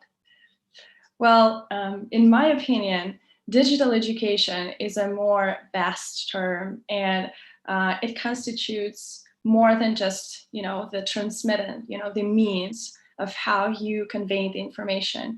It also gives you the tools underneath the transmittance, right? It gives you idea of how people study, how they watch the videos and how they read stuff, and how they move from one piece to another, how they move between modules. Is this kind of information clear for them or not? Is it enough? Is it sufficient or not? So all these tools that work for digital education, this is something we have to work on. And it is not confined solely to online education. It could be also used, and it should be used in all kinds of education. And this is something that we should develop. And moving to my case study, this September, we launched the first online master's program in data science. It's in Russian. It was developed with it's based on the National University of Science and Technology called MISIS in Moscow. Well, it is in Moscow, but it's an online program, so it's everywhere, and our students are everywhere. And it was a combination of 3 subjects. One is SkillFactory, is the company that I work at. And why SkillFactory is because it's #1, it's a top school for teaching data science in Russia. So this is something that we're really, really good at. MISIS, the university, which is a top university in Russia, and it is very modern. And if you go to their website and look at the projects that they're doing, they're so innovative, and they're so various. You know, there's so many of them in different areas that you would probably be surprised. So this is a very, very strong partner, and a really good engineering school. So they have like 80 years of working with top engineers and teaching top engineers for every sphere of industry, for every industry in Russia. And MISIS also has an organization within their structure that's called EdCrunch. It's endowment, and it's #1 education conference in Russia. And it's a very innovative, so the university itself is innovative, but there is a part that is even more progressive, and that's EdCrunch. And EdCrunch was the first impulse for all of us to start working together on this online master's program. So this is how we started working together. It was actually at a conference a year ago when we decided that we have to do this, and this is how we're going to do it. And now, well, moving on to the designing of this program, how we did that was that we had 2 academic supervisors, one from the university and one from our company. And it was a good combination. Well, first of all, it was a good combination of theory and practice. But also it was good in terms of cooperative work. And why I think it's very good is that sometimes when you do something for someone else and you're sort of a conductor, right? Contractor. You're a contractor, and then there's a very big chance that people won't be satisfied by what you did, right? Because they were not in the process, they don't understand your decisions. In order to evade that, we actually started by creating a sort of a headquarters with great people, you know, great professionals from different parts, from different stakeholders.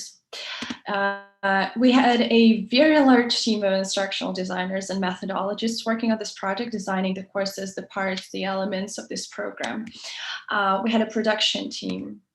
Okay, I put it all here. I don't know what probably the conclusion would be that's a very expensive thing, which it is. But I guess the thing that I wanted to highlight here is that a lot of people are involved in this, and it's really good when they are professionals and when they are from different stakeholders, right? And they can convey, they can translate all the interests that different parties have. And we have a lot of digital tools and learning environments that are involved in the learning process. And all of this was part of the design that we had from the beginning. And the tool that we have, the model that we had is called backward design, which means that we start by creating the goals, the learning outcomes. And then when we have the learning outcomes, everything that people, you know, will learn after they've graduated, everything they can do, everything they're capable of in terms of this profession, it is put backwards, right? It's put into disciplines, it's put in particular activities, and they're put together in one structure, in one program. And here is the video. This is the skill set of the graduate. And it's, as you can see, it's quite elaborate. It has a lot of, well, it's in Russian. Now that I see, this is something that I didn't think of. Also those soft skills, and this is data visualization, English, backhand programming, front-end programming, testing. Okay, yeah, so this is the skill set. This is something that was started with. So we put our heads together. We took our experts and academic directors, supervisors, and we created this skill set. And this is something that we started with, right? This is the actual beginning of the program design. And then we put it into the plan, something that's called a study plan, or, well, it's called, in Russian, it's called study plan. It's actually a curriculum or syllabus. And we had a lot of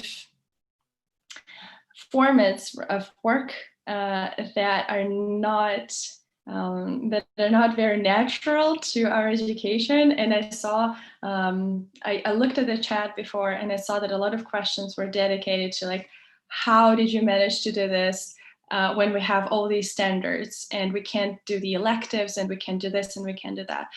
This is true.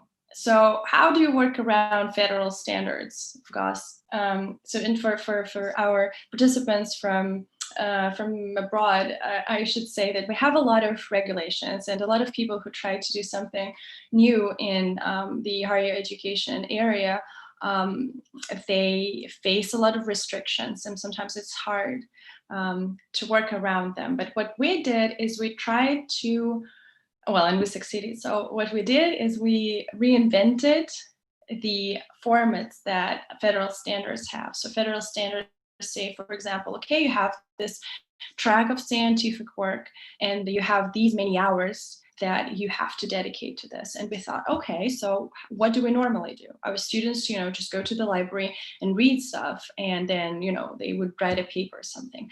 Maybe we can do something else instead. And for example, we took this format of hackathons, or actually even datathons, because our students work with data and they have to create a data set. So it's a datathon, and it's part of this their scientific track. This is what we did. So we took all the restrictions that we had because of the federal standards, and then we tried to look at them and see what we can put into them, how we can fill them with some other sense and other meaning. I shouldn't probably talk a lot about this, but if you have questions, if you have practical questions, you can definitely write to me and we can talk about that, how we did that. And this is the most important thing that I actually wanted to say. And if there's only one thing that you can take from this presentation, I would really, really appreciate if it was this one. So the key to quality educational experience is support. Is how you support and assist the students when they learn. It is very important, and it's very underrated, and it's something that universities normally don't do, and they stand in the position that the students are grown-ups and they have to do everything by themselves, and don't whine, don't complain, do your thing.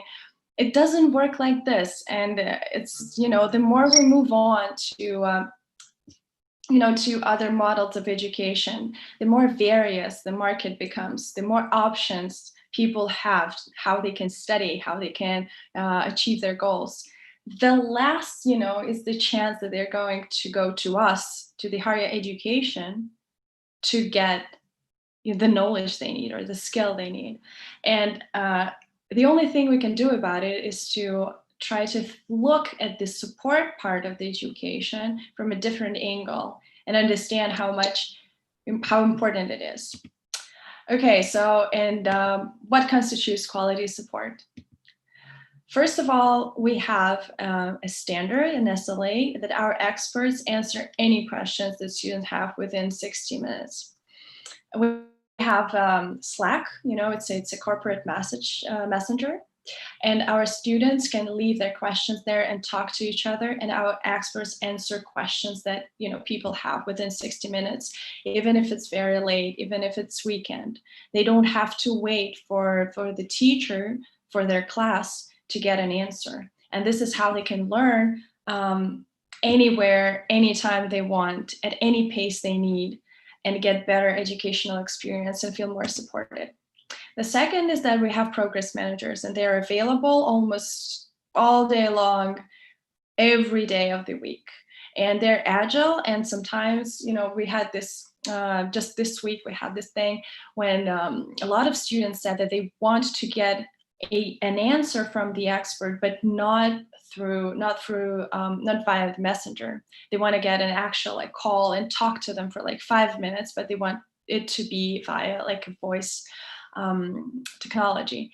And sometimes, they worked around it. Our progress managers managed to do this as the tutors, and they give the students moral support, and they talk to them, and they know everything about their families and about their work situations and about their mood and about their dreams. So this is important. This is also part of the experience. And we also build networking and mutual support among students, because most of the times they can help each other even when the expert is not available. Sometimes they sleep. But students help each other, and this is also something that we focus on. And this is the conclusion. I see that I have a little time left. So this is what I wanted to tell you, based on my experience, what I understood from my experience with the online program that we launched this September. Invest in professors, because we have this paradox with universities, and there is no way to resolve it unless you invest into people who can actually start working differently. And these are your professors. So if you are somehow in charge of the people who work, of the faculty, please invest in them, teach them, spend time with them, because they are the key people who can actually take you to the future of the higher education. The second thing is, you've probably realized by now that I'm not a very big fan of massive open online courses.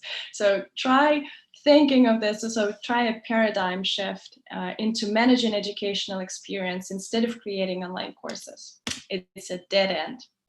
Mark my words. And student satisfaction rate is the key.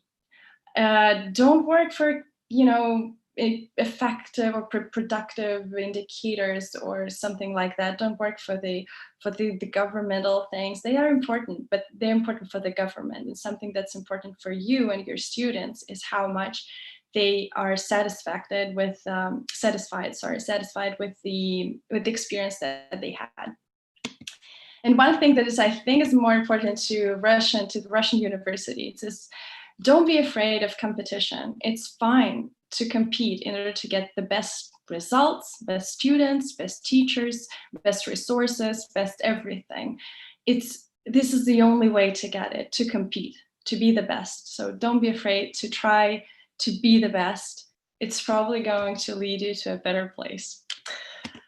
Thank you. This is the end of my presentation. If you have any questions, I would be more than delighted to answer them. Yay, this is the end of the presentation, but the start of a whole new dialogue. Thank you. Okay.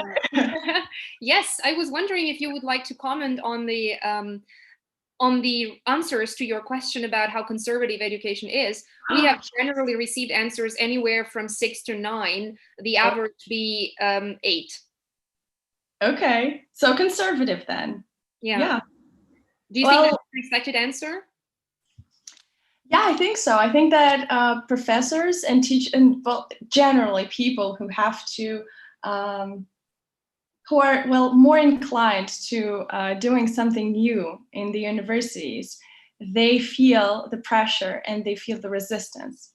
And this is why I think that probably people who put numbers like 7, 8, and 9, these are the people who tried to do something and they felt the resistance, and now they understand how conservative the system is. But but I think there's something to have to work around. I mean, it is like that. It's not their personal experience. I totally feel you guys. I feel you guys. This is something that we have to learn how to deal with. Thank you, Dasha. We do only have 2 minutes left. Well, actually 1 minute left before we need to move on to the next speaker, but I would be a totalitarian moderator and I would just handpick one question myself without any further delay. I would pick this one from our listener, Svetlana. Oh, pardon me, from our listener, Marina. This would be the following. This partnership is really unique and innovative, she says, but what problems can there be when opening such partnership programs? Are there many students with advanced levels of English? Okay, so this is a program for data science students. They do have an English track, and it is a problem because they have very different tracks. We want them to do, to conduct research, and they have to read a lot. And of course, they have to read in English because all the science is there in English. And it's hard when, some people can't do that. But I think the more general problem is that a lot of people are not used to the idea that they have to actually invest a lot of time into their education, especially at the master's level. And when they face this, and they understand that when we say it's going to be 25 hours a week, and and they start studying, and it is actually 25 hours a week, and they're like, oh my God, I was not prepared for that. So I think that's a more important problem. Yeah, thank you. Thank you, Dasha. Anyway, I guess we have several more comments. All of them are very positive and they all appreciate your presentation. Obviously, I had no doubts about that. And also we do have some questions left unanswered, both from our speakers, your fellow panelists, and from our listeners. So I would appreciate if you could have a look at them and maybe give a written answer so that I could manually post it to our YouTube chat, or you could do it yourself. But we do remote cooperation, so I'm happy to support you. Yeah. Thank you. Sure. Yeah. Yes, thank you very much, Dasha. I'm sure there is a virtual round of applause to you, and I guess we could move on to our next speaker. So while our next speaker, who I will introduce in a second, Evgeny, is opening his presentation, I will just briefly introduce a bit of his topic and his biography so that you could understand how to listen to this experienced person. So Evgeny Usachev is a vice rector of Moscow International Academy. He has broad teaching and learning experience. He taught English to the executives of Stockman and the leasing company Uralsib. He upskilled in the language in the school CES Worthing in England and got an international certificate of the Netherlands Institute of Marketing. He is interested in teaching business English and business communication skills because he also manages the issues of international cooperation and marketing of MIA. And for 9 years, Evgeny served as an examiner of the Cambridge tests and speaking section. He also designed professional development webinars for English teachers of Moscow International Academy and the publishing house Pearson. Now he will talk about maximizing the potential of blended learning and continuing teacher development, something that the Foresight map of global education futures has mentioned long time ago, so it has finally come true. Evgeny, I yield the floor to you. I believe you can definitely give us a very extensive comment on that.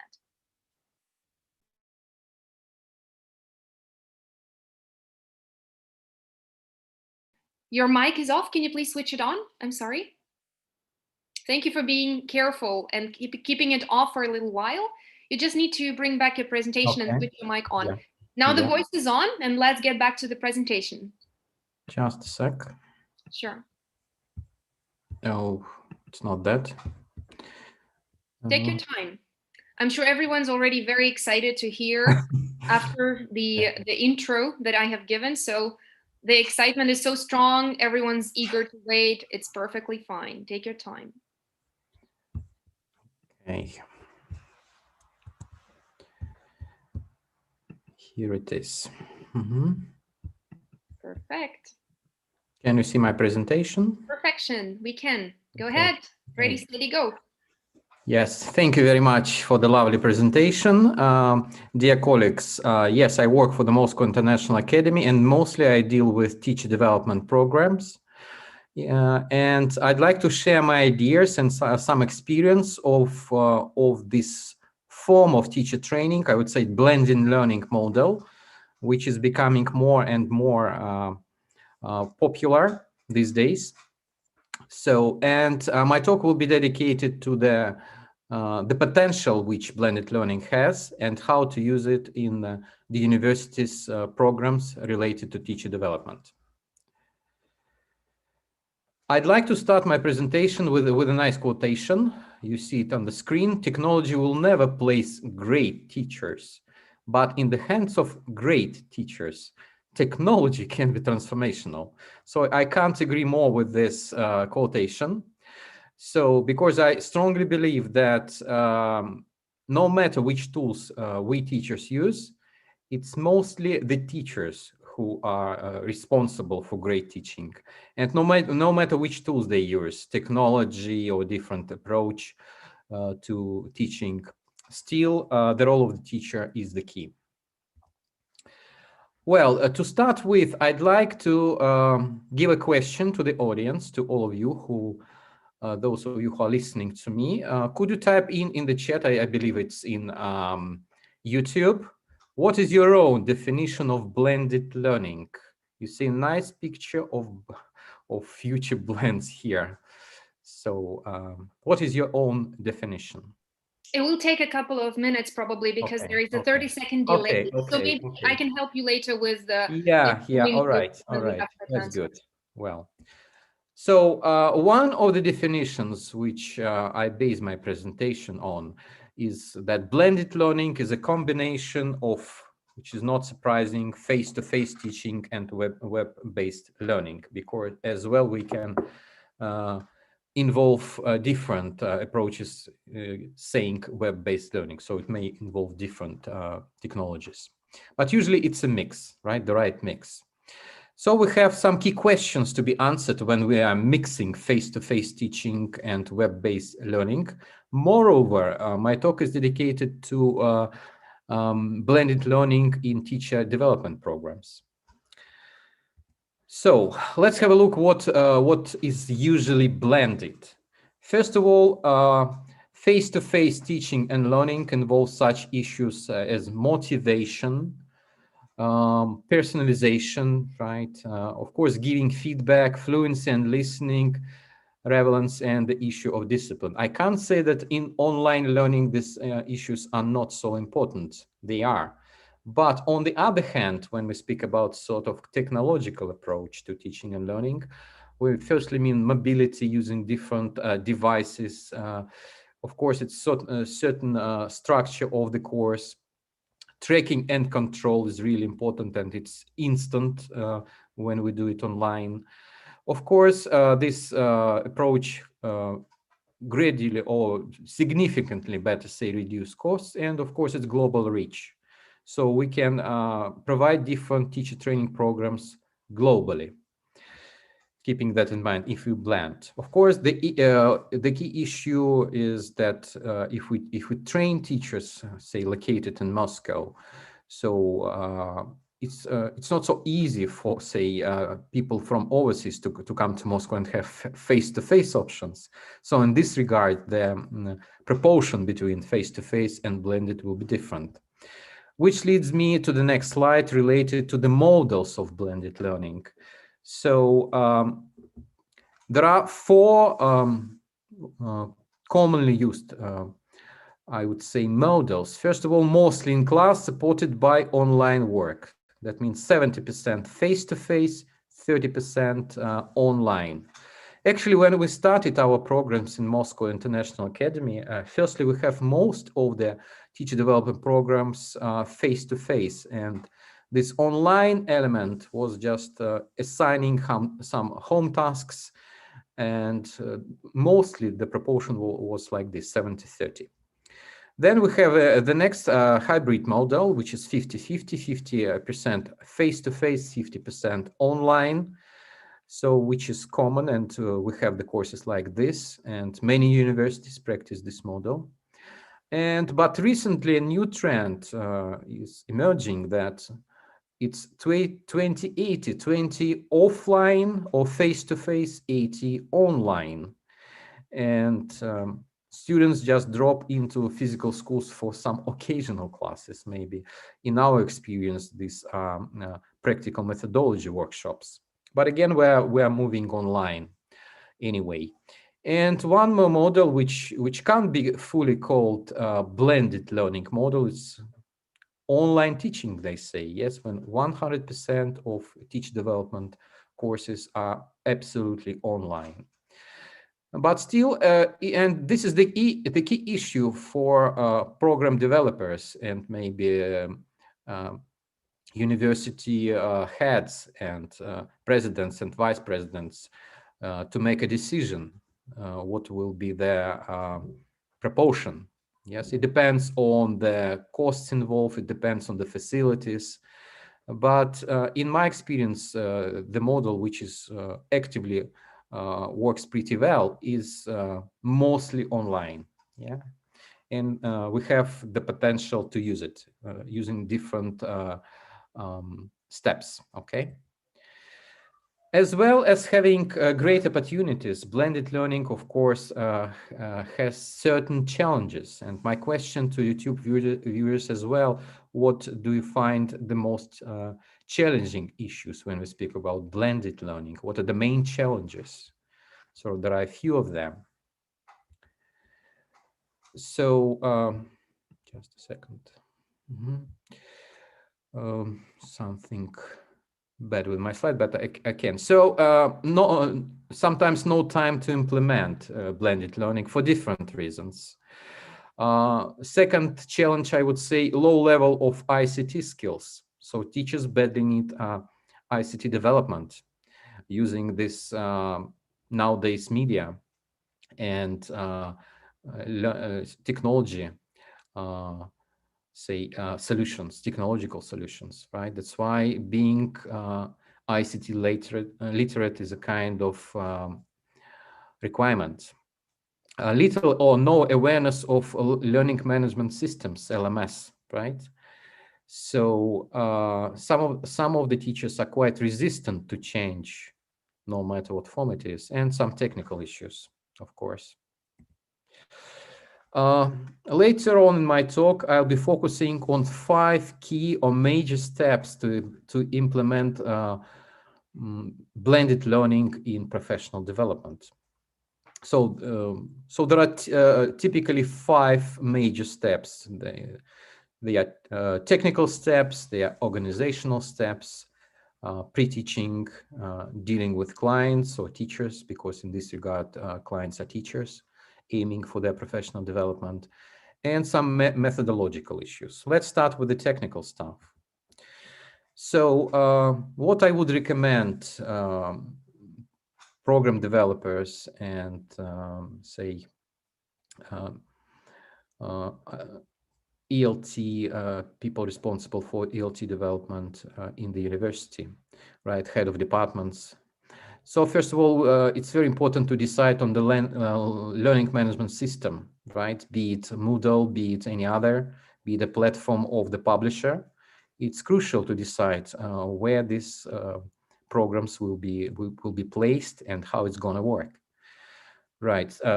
Second is the choice of materials. First of all, textbooks, which may be used for professional development, or courses or materials. In terms of language skills development, I believe it's a well-known fact that now so contemporary textbooks have online component, and maybe it's a good use for language skills development of teachers, for instance, if they're aiming to increase their English proficiency. On the other hand, from our experience, we deal with some publishers such as Pearson Macmillan, and there are some courses, dedicated courses, which were developed, but we adapted them and implemented in development programs, not just basing our programs on the content of particular products, but we add, of course, tutoring to that. We add live webinars. So we create this virtual environment which helps teachers to deal with the issues they face doing a course. So it's pretty vital. And of course, it's very important to decide on the online services for supplementary activities, such as you may be familiar with services like Edpuzzle, Quizlet, and some others, yeah, which just supplement what we do in an online environment, right? And it's crucial from our experience to have channels for fast communication with teachers. So because mailing is becoming the thing of the past, that's why for quick responses, we use Telegram or WhatsApp messengers just to announce news and whatever related to the course. The second step is organizational. So some important decisions are supposed to be made here. First of all, deciding on the ratio between online and offline components, as I said earlier, right? Which is really important because it will either save money, or on the other hand, it will be additional cost. I suppose for each institution, it's a personalized decision depending on their teaching context and the teacher's proficiency in terms of technology and some other stuff. The second decision is supposed to be made on the assessment tools online. So such as, second. Okay, such as at the end of any teacher development course, there should be a sort of assessment. In our experience, it's not just doing, say, online tests related to methodology or using technology, but as well, there is a written assessment in the form of essay they're supposed to provide. And of course, they base their essay on the knowledge they got through doing the course. And one of the key decisions is these activities which may be done offline or face-to-face, but it relates to the first issue, the ratio between online and offline components. Right, and in terms of organizational things, of course, the first priority is to inform teachers of what they may face during the course. So they have certain expectations. And in some cases, we have to deal with technical stuff. So logging in on the platform, the learning platform, and some other things. Okay, the next point is, just a second, it's pre-teaching.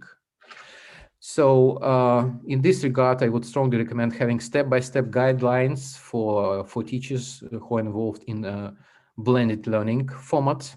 So that's why when a teacher aiming to take a teacher development course gets a sort of instruction from us, a sort of guidelines, where step-by-step they understand what should be done.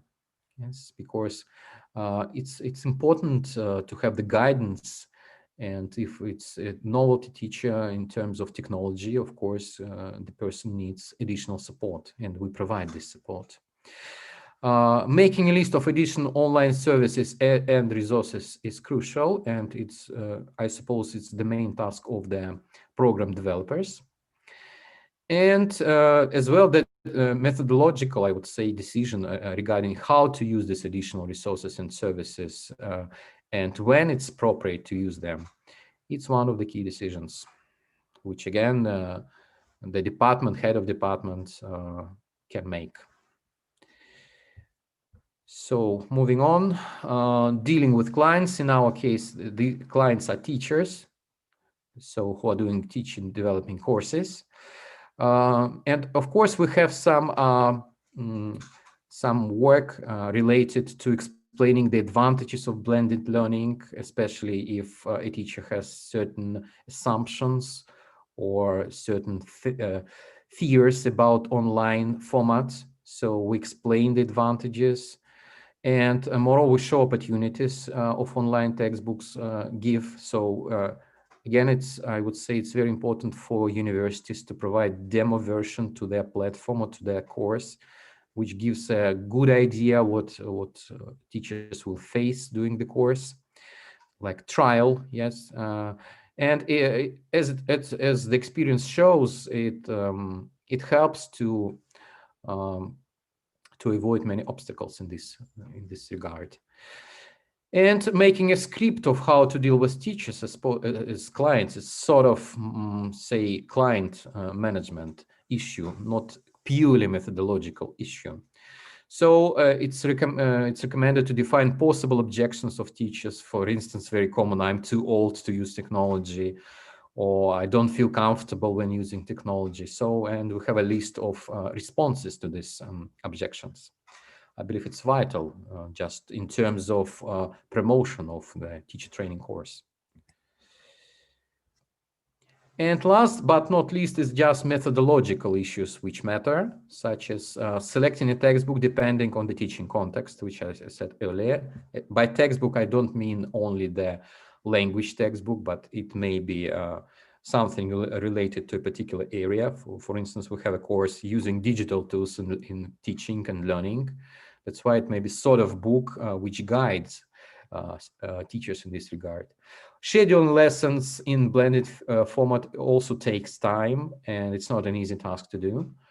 But when planning the course and the course development, so we understand how many days a week they have webinars, or what sort of activities they're supposed to do on the learning platform, things like that. Again, exploiting or exploring the potential and opportunities digital textbooks give. Now, most publishers provide not only online books, but also they provide students' books in a digital format. And of course, it gives many opportunities, but it's another area for teachers to how to use digital content and how to combine different activities in this regard. And of course, getting feedback and improving after giving a trial lesson to your peers, for instance, it's a very good experience, I believe. So as you see, methodological step, which I'm describing here, it's not just related to people making decisions, but also for teachers who are aiming to use different digital tools in their teaching. Actually, that is all that I wanted to cover in my talk. I suppose I'm within time limit. So here are my contacts. So if you have any questions related to implementation of teacher training in a university, or different techniques, technological issues related how to teach English within a university, actually you can contact me. We have a special offer for universities and colleges. So don't hesitate. Okay, here are my contacts, and I'm more than happy to answer your questions. Thank you very much for your attention. Certainly. Thank you very much, Evgeny. I also very much appreciate your presentation and very much, I would say, practical approach towards speaking to our teachers. And I was wondering if it's a good idea for us to first of all go through the definitions of blended learning that our colleagues have mentioned. So I would like to go through them so that maybe you could comment on them if you wish, because I guess that would be useful. So amongst the answers that we got about blended learning, we had, this was all about a mix of different practices and approaches to learning. I agree completely. Yes, it's one of the definitions. I agree. Yeah. When you combine online classes or independent students work via different platforms and face-to-face classes, with a teacher being a facilitator or an expert.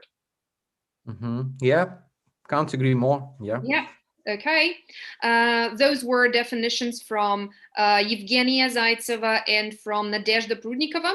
Another one given by Ashad Dekushaeva, which is the following: blended learning is a system including traditional methods of teaching offline and some internet resources and digital technologies. Yeah, it's fair enough. Yeah. So I guess we are speaking to very well prepared audience. And definitely we should appreciate their background awareness of the methods that we're talking about. And now moving on from the definitions that we were given to questions that you have received, we do indeed have some good time to answer those, and I'm very happy we're good on timing. So let's take one of those questions that we have received. This one is from our co-panelist, from our fellow speaker. She says the following, Mihaela Silvia Dascalu, she mentions the following: actually, using a blended learning approach to teacher development helps the teacher to apply blended learning in their own teaching practice. It can be seen as a loop input method, can't it? Yes, of course it can. Of course it can. So when the teacher is fully aware and has experience of blended learning or teacher training or going through the courses in the blended learning model, of course, it gives a nice idea how to use the opportunities of this approach in their own teaching. So I can't agree more with the statement which Michaela said, made, yes. Yeah, definitely. Well, I guess if there are more questions to appear, we will definitely forward your answer to the participants in the written form. Okay. So far, I guess we can move on to our next speaker. And we'd like to thank you once again for your great contribution to the conference. While we have a little moment of time as a pause between the two speakers, between Evgeny, who has just delivered his presentation, and Lilia, who's our next speaker, I would like to inform you that we have had 30 registrations from our dear participants who have clicked the link to be the participants of the lottery to have a chance to win the Skylight textbook, which I believe can be a great present after today's informative sessions. And I definitely welcome those who haven't done that to register and take part in the prize allocation, which will be a random selection.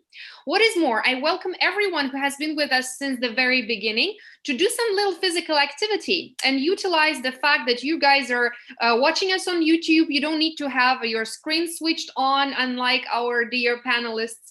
And you should definitely feel free to hydrate yourselves, to have some snacks, to use some physical activity, because digital hygiene is something we have not mentioned a lot today, but it is extremely important so that all of our information is delivered and is consumed with, I don't know, better care of yourself and with better respect towards your body. So I'm very pleased after this little pause to move on to presenting our next participant. And while I'm delivering my little speech about the information of our next participant, I would definitely like her to start opening the presentation so that we will have a smooth transition towards our next presentation.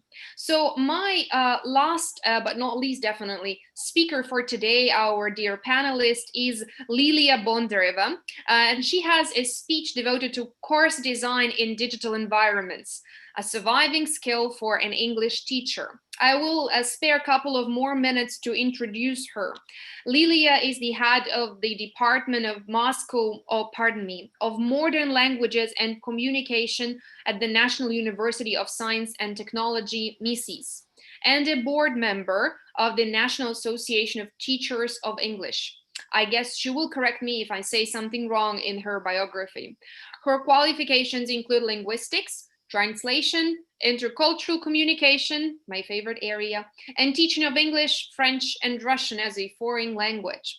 She is specifically interested in international relations, leadership, and professional development. She's going to share her thoughts about surviving skill for all English teachers, course design in digital environments. This definitely corresponds very well with the general topic of our conference.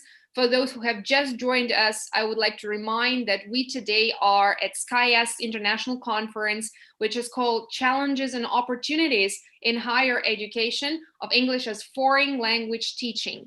Lilia will have her presentation for 20 minutes. This includes both report and the question and answer session.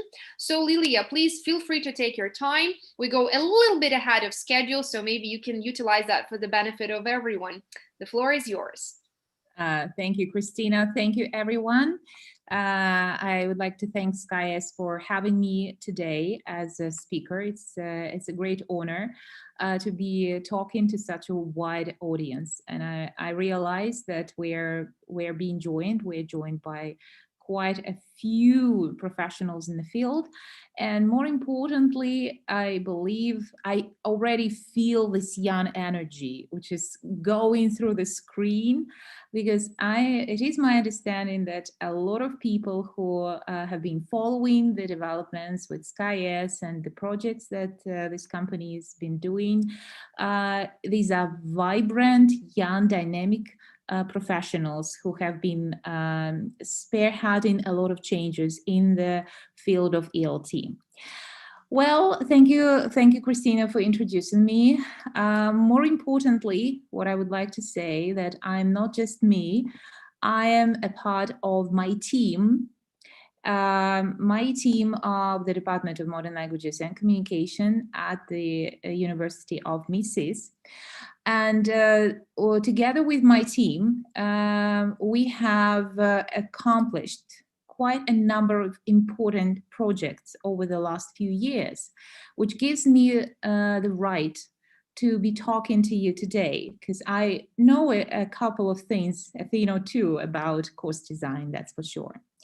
So first of all, here at the National University of Science and Technology, Mises, we were the first university to introduce the first blended learning English program in the higher education in Russia. That happened 10 years ago.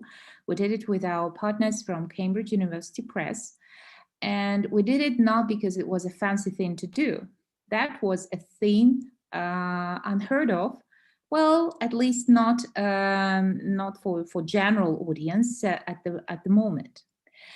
What we did was based on really meticulous planning and design, because what the university, the challenge that the university had was to make sure that every graduate of our bachelor programs, no matter what they do, engineering, finance, IT, they have a sufficient level of English enough to join any international master's program in the world when they complete their bachelor degree. With that goal in mind, we started our journey. And our journey did not begin with delivering great lessons or speaking wonderful English. Our journey began with course design. And that is important, and I'm going to emphasize it over and over again throughout my speech. It was not possible to be done just by an individual. That was a team effort, and it was a 100 plus strong team, which means that right now the team of our department is more than 150 people. So that's a huge team effort, and everyone had to have a say in that. I'm going to come back to that, but I would like to reiterate again and again how important, and this is something that we have come to the understanding of, how important it is to be aware of the principles of course design when you're even a novice English language teacher in the higher education, because this is the topic of our conference today. Well, another thing that we do as a team is that we run our annual conference on ESP, English for Specific Purposes, EAP, English for Academic Purposes, and EMI, English as a Medium of Instruction in the context of higher education, internationalization. And this conference has also become a milestone in our community, since this is what we do, first and foremost, to bring together practitioners, to bring together scholars to talk about the issues that have immediate effect on implementation of our language programs.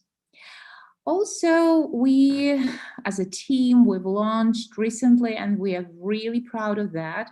We launched our international master program in second language teaching and pedagogical design in digital environments. And this is exactly something that emphasizes the fact that it's English teaching is no longer about language teaching only.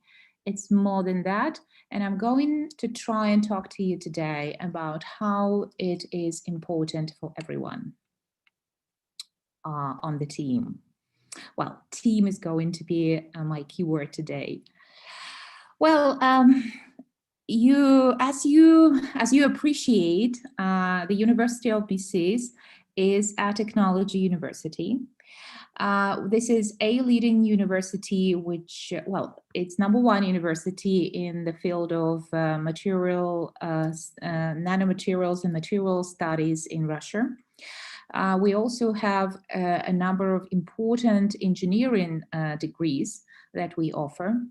And also Mises is a member of this major movement in the amongst the technological universities in the world, which is pioneered by MIT in the US, which is called CDIO. CDIO stands for, actually, these are the principles for engineering a new product. When we talk about a product, it does not have to be a device. A product these days can be a service as well. And what we decided to do is we decided to see our course delivery as a product that we deliver by CDIO principles. And those principles say conceive. First, that's what you conceive, and this is what everyone on the team needs to be a part of. Conceive, design, implement, and operate. And then this is a circle that if you need to go to take it to a new level, you do it again. And when you do course, when you plan your course and then you implement this course, you rely on those principles. But at the same time, the success of the delivery heavily depends on the following, and that comes from our experience over the last 10 years. Since 2010, when we first planned and designed our first version of our intensive language training for engineers. So there is really in the management theories, you may have come across this this popular idea that when it comes before making a change or a transformation, you need to make sure that that everyone is on board in decision making. So democracy is for decision making.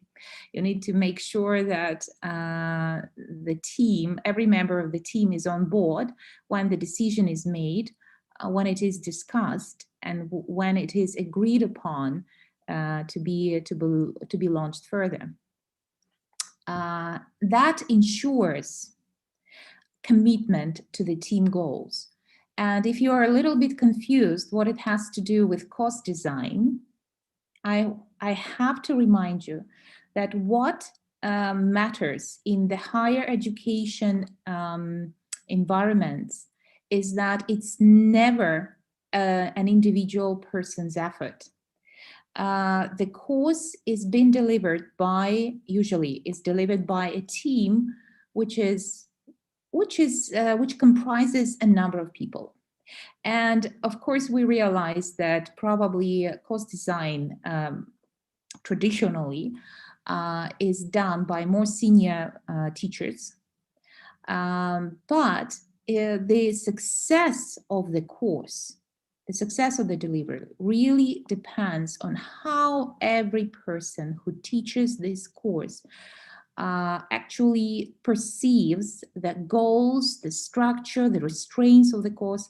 And that's why I encourage everyone. I mean, I'm perfectly aware how diverse our audience today is.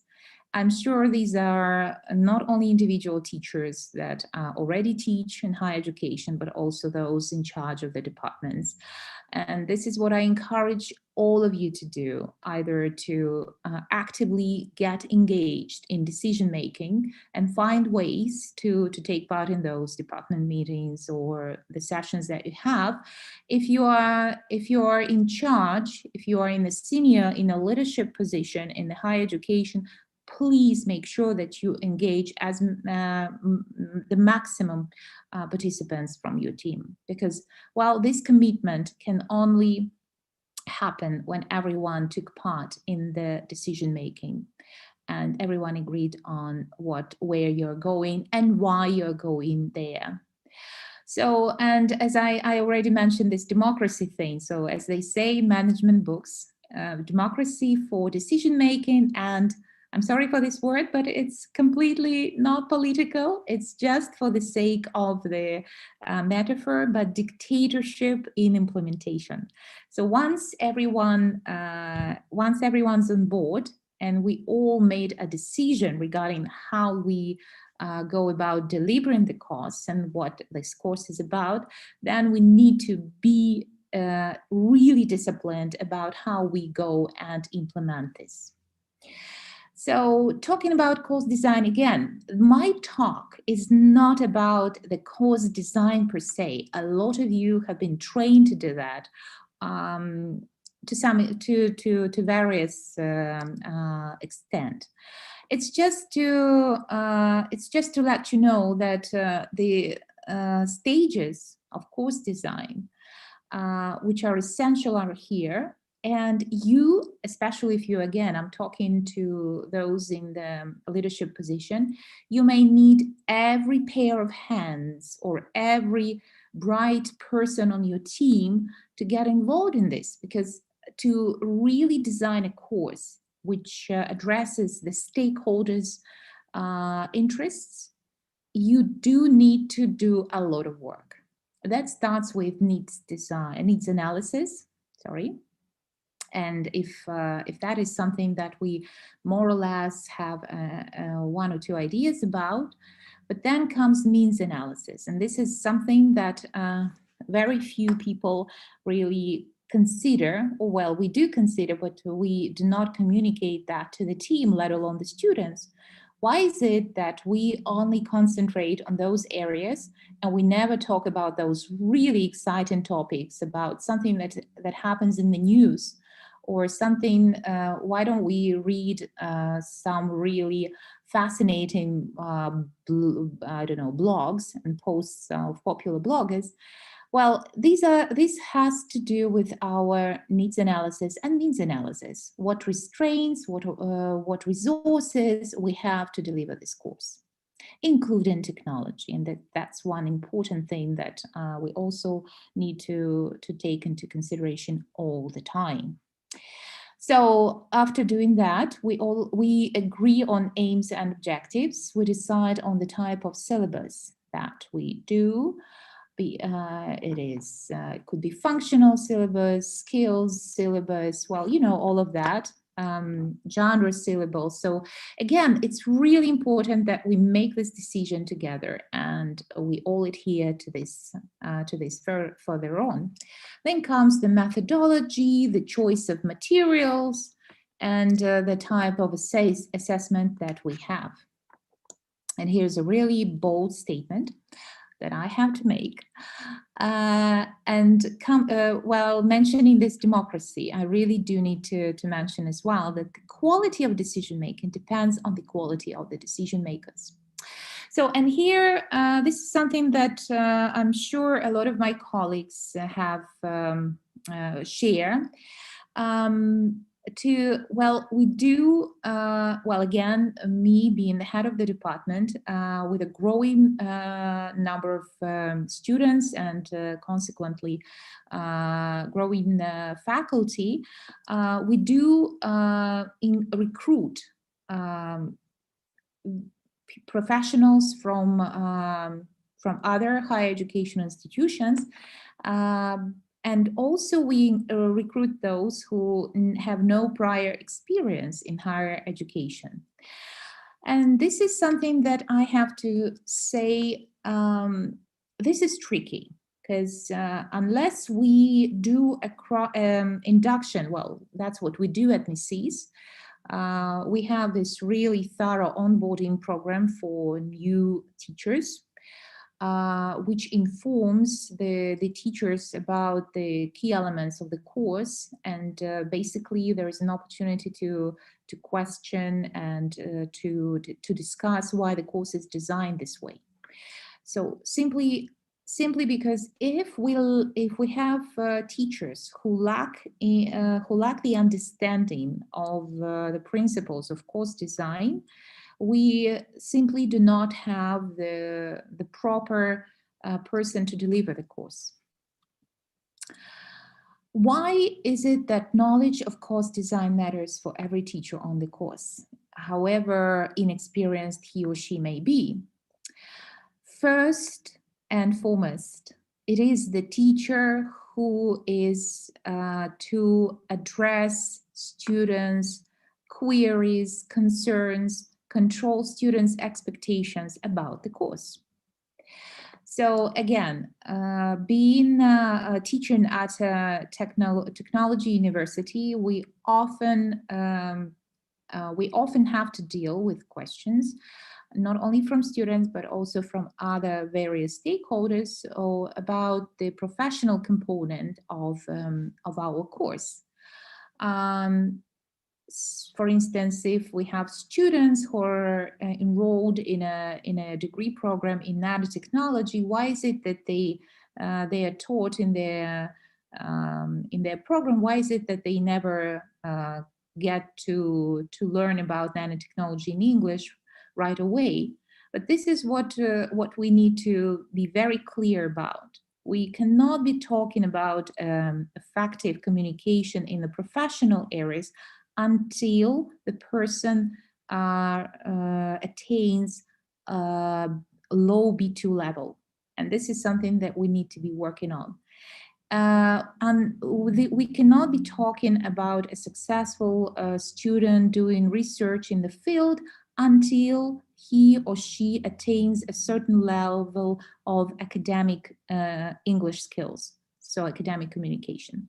And this is something that every teacher needs to be aware of and needs to address these kind of questions when they are posed by the students. Another thing that happens, and again, I'm sure a lot of people will agree, that teachers love, well, again, since we have more than 100 people teaching on the same program, but various modules, sometimes the same module, we cannot simply make sure that everyone does exactly the same thing at every moment of time. No, we don't do this. Every class is unique. There is very unique classroom dynamics. And however much we stream our students by level, by modules, we still can understand that the teacher is important to facilitate the material, the course delivery. But we need to make sure that those supplementations and modifications to course materials are completely aligned with the overall course philosophy, its objectives, methodology, syllabus, everything, and they will be assessed. So we cannot simply throw in a thing or two without realizing what impact it may have on the whole course design. And one important thing is that again, I remember myself being young, enthusiastic teacher when I joined. Well, when I started my first course teaching at the Faculty of Physics of Moscow State University. When I was given the course material and I looked at that and I said, no way, I'm not going to be doing that with my students. They want fun. They want to They want to enjoy their lesson. They need this communication. Why on earth would I be talking about laser equipment, etc.? I was wrong. I was wrong because I prioritized my own principles over the principles of the institution, and I never had a chance to challenge the principles of this program, which was given to me, where I was invited to teach. Because I probably at that time, I lacked the, well, of course, I was perceived as a novice and inexperienced teacher, but if I had had the necessary background in course design, I might have been more successful in persuading my colleagues to introduce more communicative elements in the methodology. And here's a very simple case. Again, I apologize. I'm perfectly aware of how not effective it is to have a lot of text on the slide. But since those slides are going to be distributed after the conference, I thought it would be useful to have it here. And again, this is something that you may have found. This is a situation where you have found yourselves in, or maybe you can relate to in your position in the higher education right now. Well, at universities, we do a lot of EAP. We do a lot of English for academic purposes. And this is the case when the same topic let's say, confuses the teacher and makes her divert from the course objectives, following a different approach that she may find comfortable about in her other lines of work, or let's say with her previous experience. So we have a teacher who teaches EAP course for the first time, and when she comes across this unit entitled Research, where the topic is separated twins, separated at birth, met again in later life. Well, yes, the main aim of the unit is stated as students learning how academic writers report and evaluate research. But students are actually lower level, and the teacher suddenly feels that it would be wrong to be, overwhelming the students with this topic. So she decides to turn to a similar topic, but in a standard EFL course book that she had used before, because that's the same topic and that would stimulate a lot of discussion. Well, again, this is not that the teacher lacks proper... Lilia, I'm very sorry. I need to apologize. I guess we need to really wrap it up because the time is up. Okay, absolutely. So I'm just wrapping it up with that. So you can see that the aims are different. And this is how we have this major discrepancy in how the course is delivered. And finally, the final note is the technology. So just like before, we had this pick and mix approach for using materials. I encourage all the teachers to avoid this pick and mix approach for technology. Instead of just, resorting to different videos, we'd better start collecting meaningful student data that we could use to improve the quality of our course, and also respect digital rights and freedoms.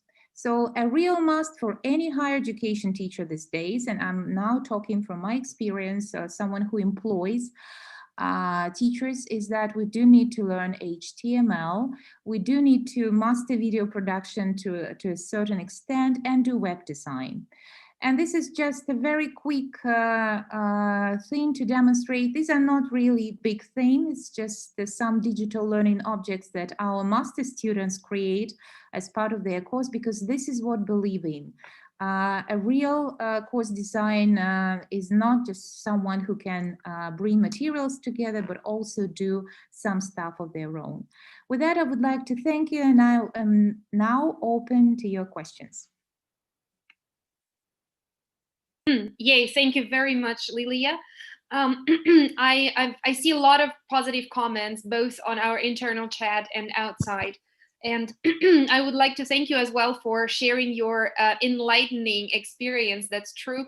However, I'm afraid we have run out of time completely, so there would be no questions. But as usual, I suggest that all of the questions can be answered online, because we are here in this digital environment. So you can see both the questions and the comments in the chat here on Zoom. So you will be able to create your written answers and either put them directly to the YouTube chat or forward them to me so that I could do that manually for you in my goodwill support.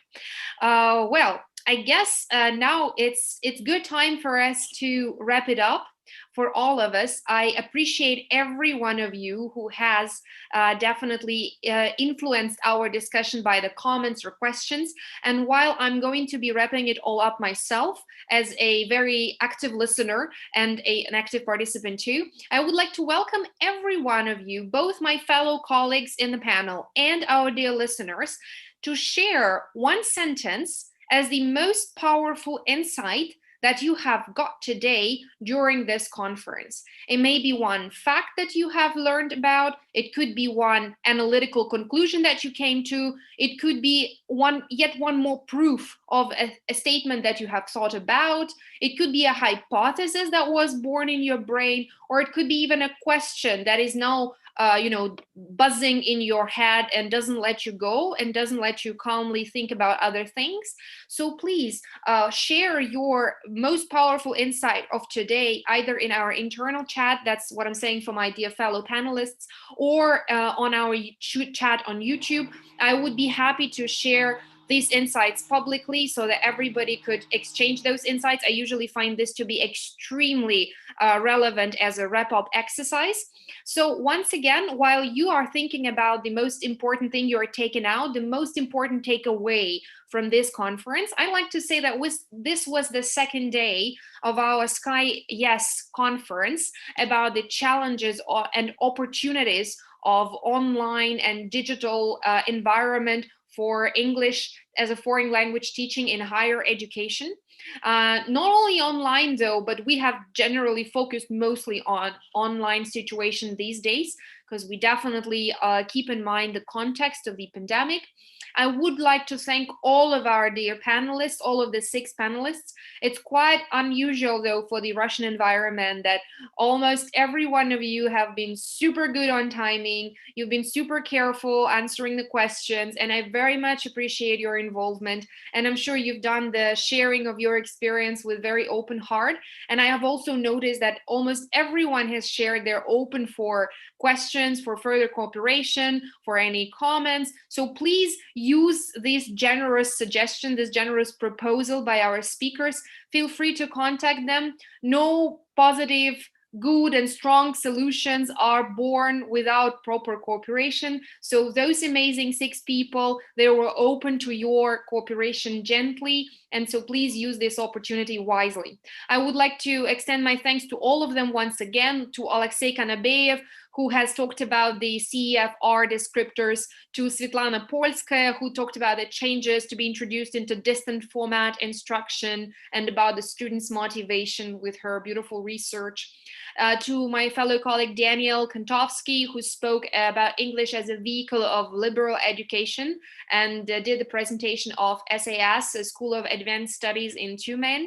I would like to extend my thanks to my friend Daria Grits, who spoke about designing online learning experience in higher ed using the example of SkillFactory. One more big thank goes to Evgeny Usachev, who spoke about maximizing the potential of blended learning in continuing teacher development. And of course, to our most recent speaker, to Lilia Bondareva, who spoke about a surviving skill for an English teacher in higher ed, course design in digital environments. So I definitely would like to thank all of you guys immensely, because to me, this was partly, I would just say, great active listening experience, listening to your ideas, diving deeper into them, thinking about them. I'm sure all of our listeners have had the same intellectual pleasure of thinking about your ideas and trying to incorporate them further on into their practice. I would like now to use a couple of minutes that I have for reading the insights that someone has already shared with us. So first of all, the insight from our fellow colleague, fellow speaker, Mihaela. She has mentioned now that teaching is, Mihaela has just said that it was just very enlightening in reply to Lilia's comments, Lilia's presentation. Daniel has shared his insight though. He has said that I have learned today, what he has learned today was that our institution accidentally created a model of aspirational education in terms of ESL skills, and that we should be branching out to organizations with relevant experience to explore shortcuts on getting our students up to the task. Yes, that is definitely a good personal and institutional insight, I would say so. I'm very happy this was helpful to our speakers too. Always great to know that they get something apart from just sharing the experience, some insights as well. Lilia has mentioned that she was excited about alliances in higher education, bringing practitioners and scholars, to deliver beautiful educational products. Thank you so much. Mihaela, now it's time for me to read her comment, her proper comment.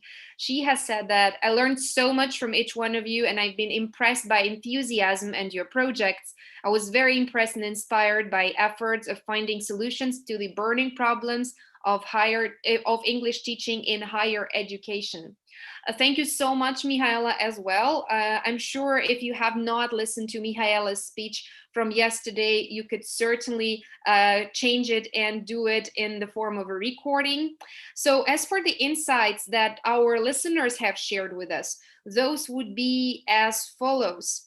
I enjoy speakers' reports and our discussion. Alexey Konobeiev and others, everybody did a great job, and thanks and great wishes to Polskaya. And also she praises me for doing my moderation job. Thank you very much. That was more of an emotional comment. Another comment we have, MOOCs aren't effective. That's the insight that one of our listeners got from today. Well, good that there is some critical analysis happening about the role of MOOCs too. Team decisions are crucial. Couldn't agree more with that. Really giving insight for my teaching, especially in speaking area in terms of breakout room and how to give feedback to students, says our listener from Indonesia. Yet another comment is, thank you for the idea of using original adverts in teaching as well as for exercises based on them. That's true, I would agree. I would not forget turkey for Christmas anymore. Thanks for all the information. That's one more comment. And thanks to speakers for the presentations. The topics were very useful. Yes, and while we probably will not have any more chances to read your insights, please feel free to share them anyways, even if you're still formulating them, even if you are still in the process of creating your final opinion about the most powerful insight. I believe that's extremely important for all of us to share our insights after every learning activity, and I'm sure today it was a great learning activity.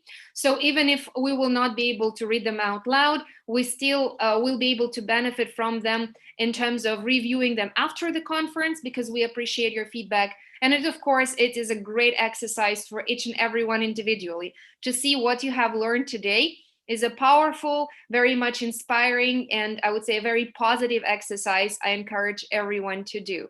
So whilst we are finalizing all of our comments and finalizing all of our insights, I would also like to share my contact information with each and every one of you, because I believe you might have some questions or suggestions or proposals. I just believe it's a good sign, it's a good gesture for each and every moderator to also share their contacts. You can find me on Facebook or on Instagram, as well as my Agency for International Cooperation, which partnered with SKYS today to provide this panel discussion for you, both on Facebook and on Instagram. You can also find us, read a bit more about us and about the international activities that we conduct. This being said, I guess we need to respect the time boundaries and say goodbye to each and everyone who has been with us, and to say goodbye to everyone who would be watching us online or offline or in any other form, in any way you prefer in the recording. So, best wishes to all of you. Thanks very much again to the organizers, panelists, our technical moderator, and everyone who stands behind this conference. I wish you a very positive day ahead, and definitely keep developing, never stop, wash your hands and all the rest of your bodies too. All right, take care. Bye-bye.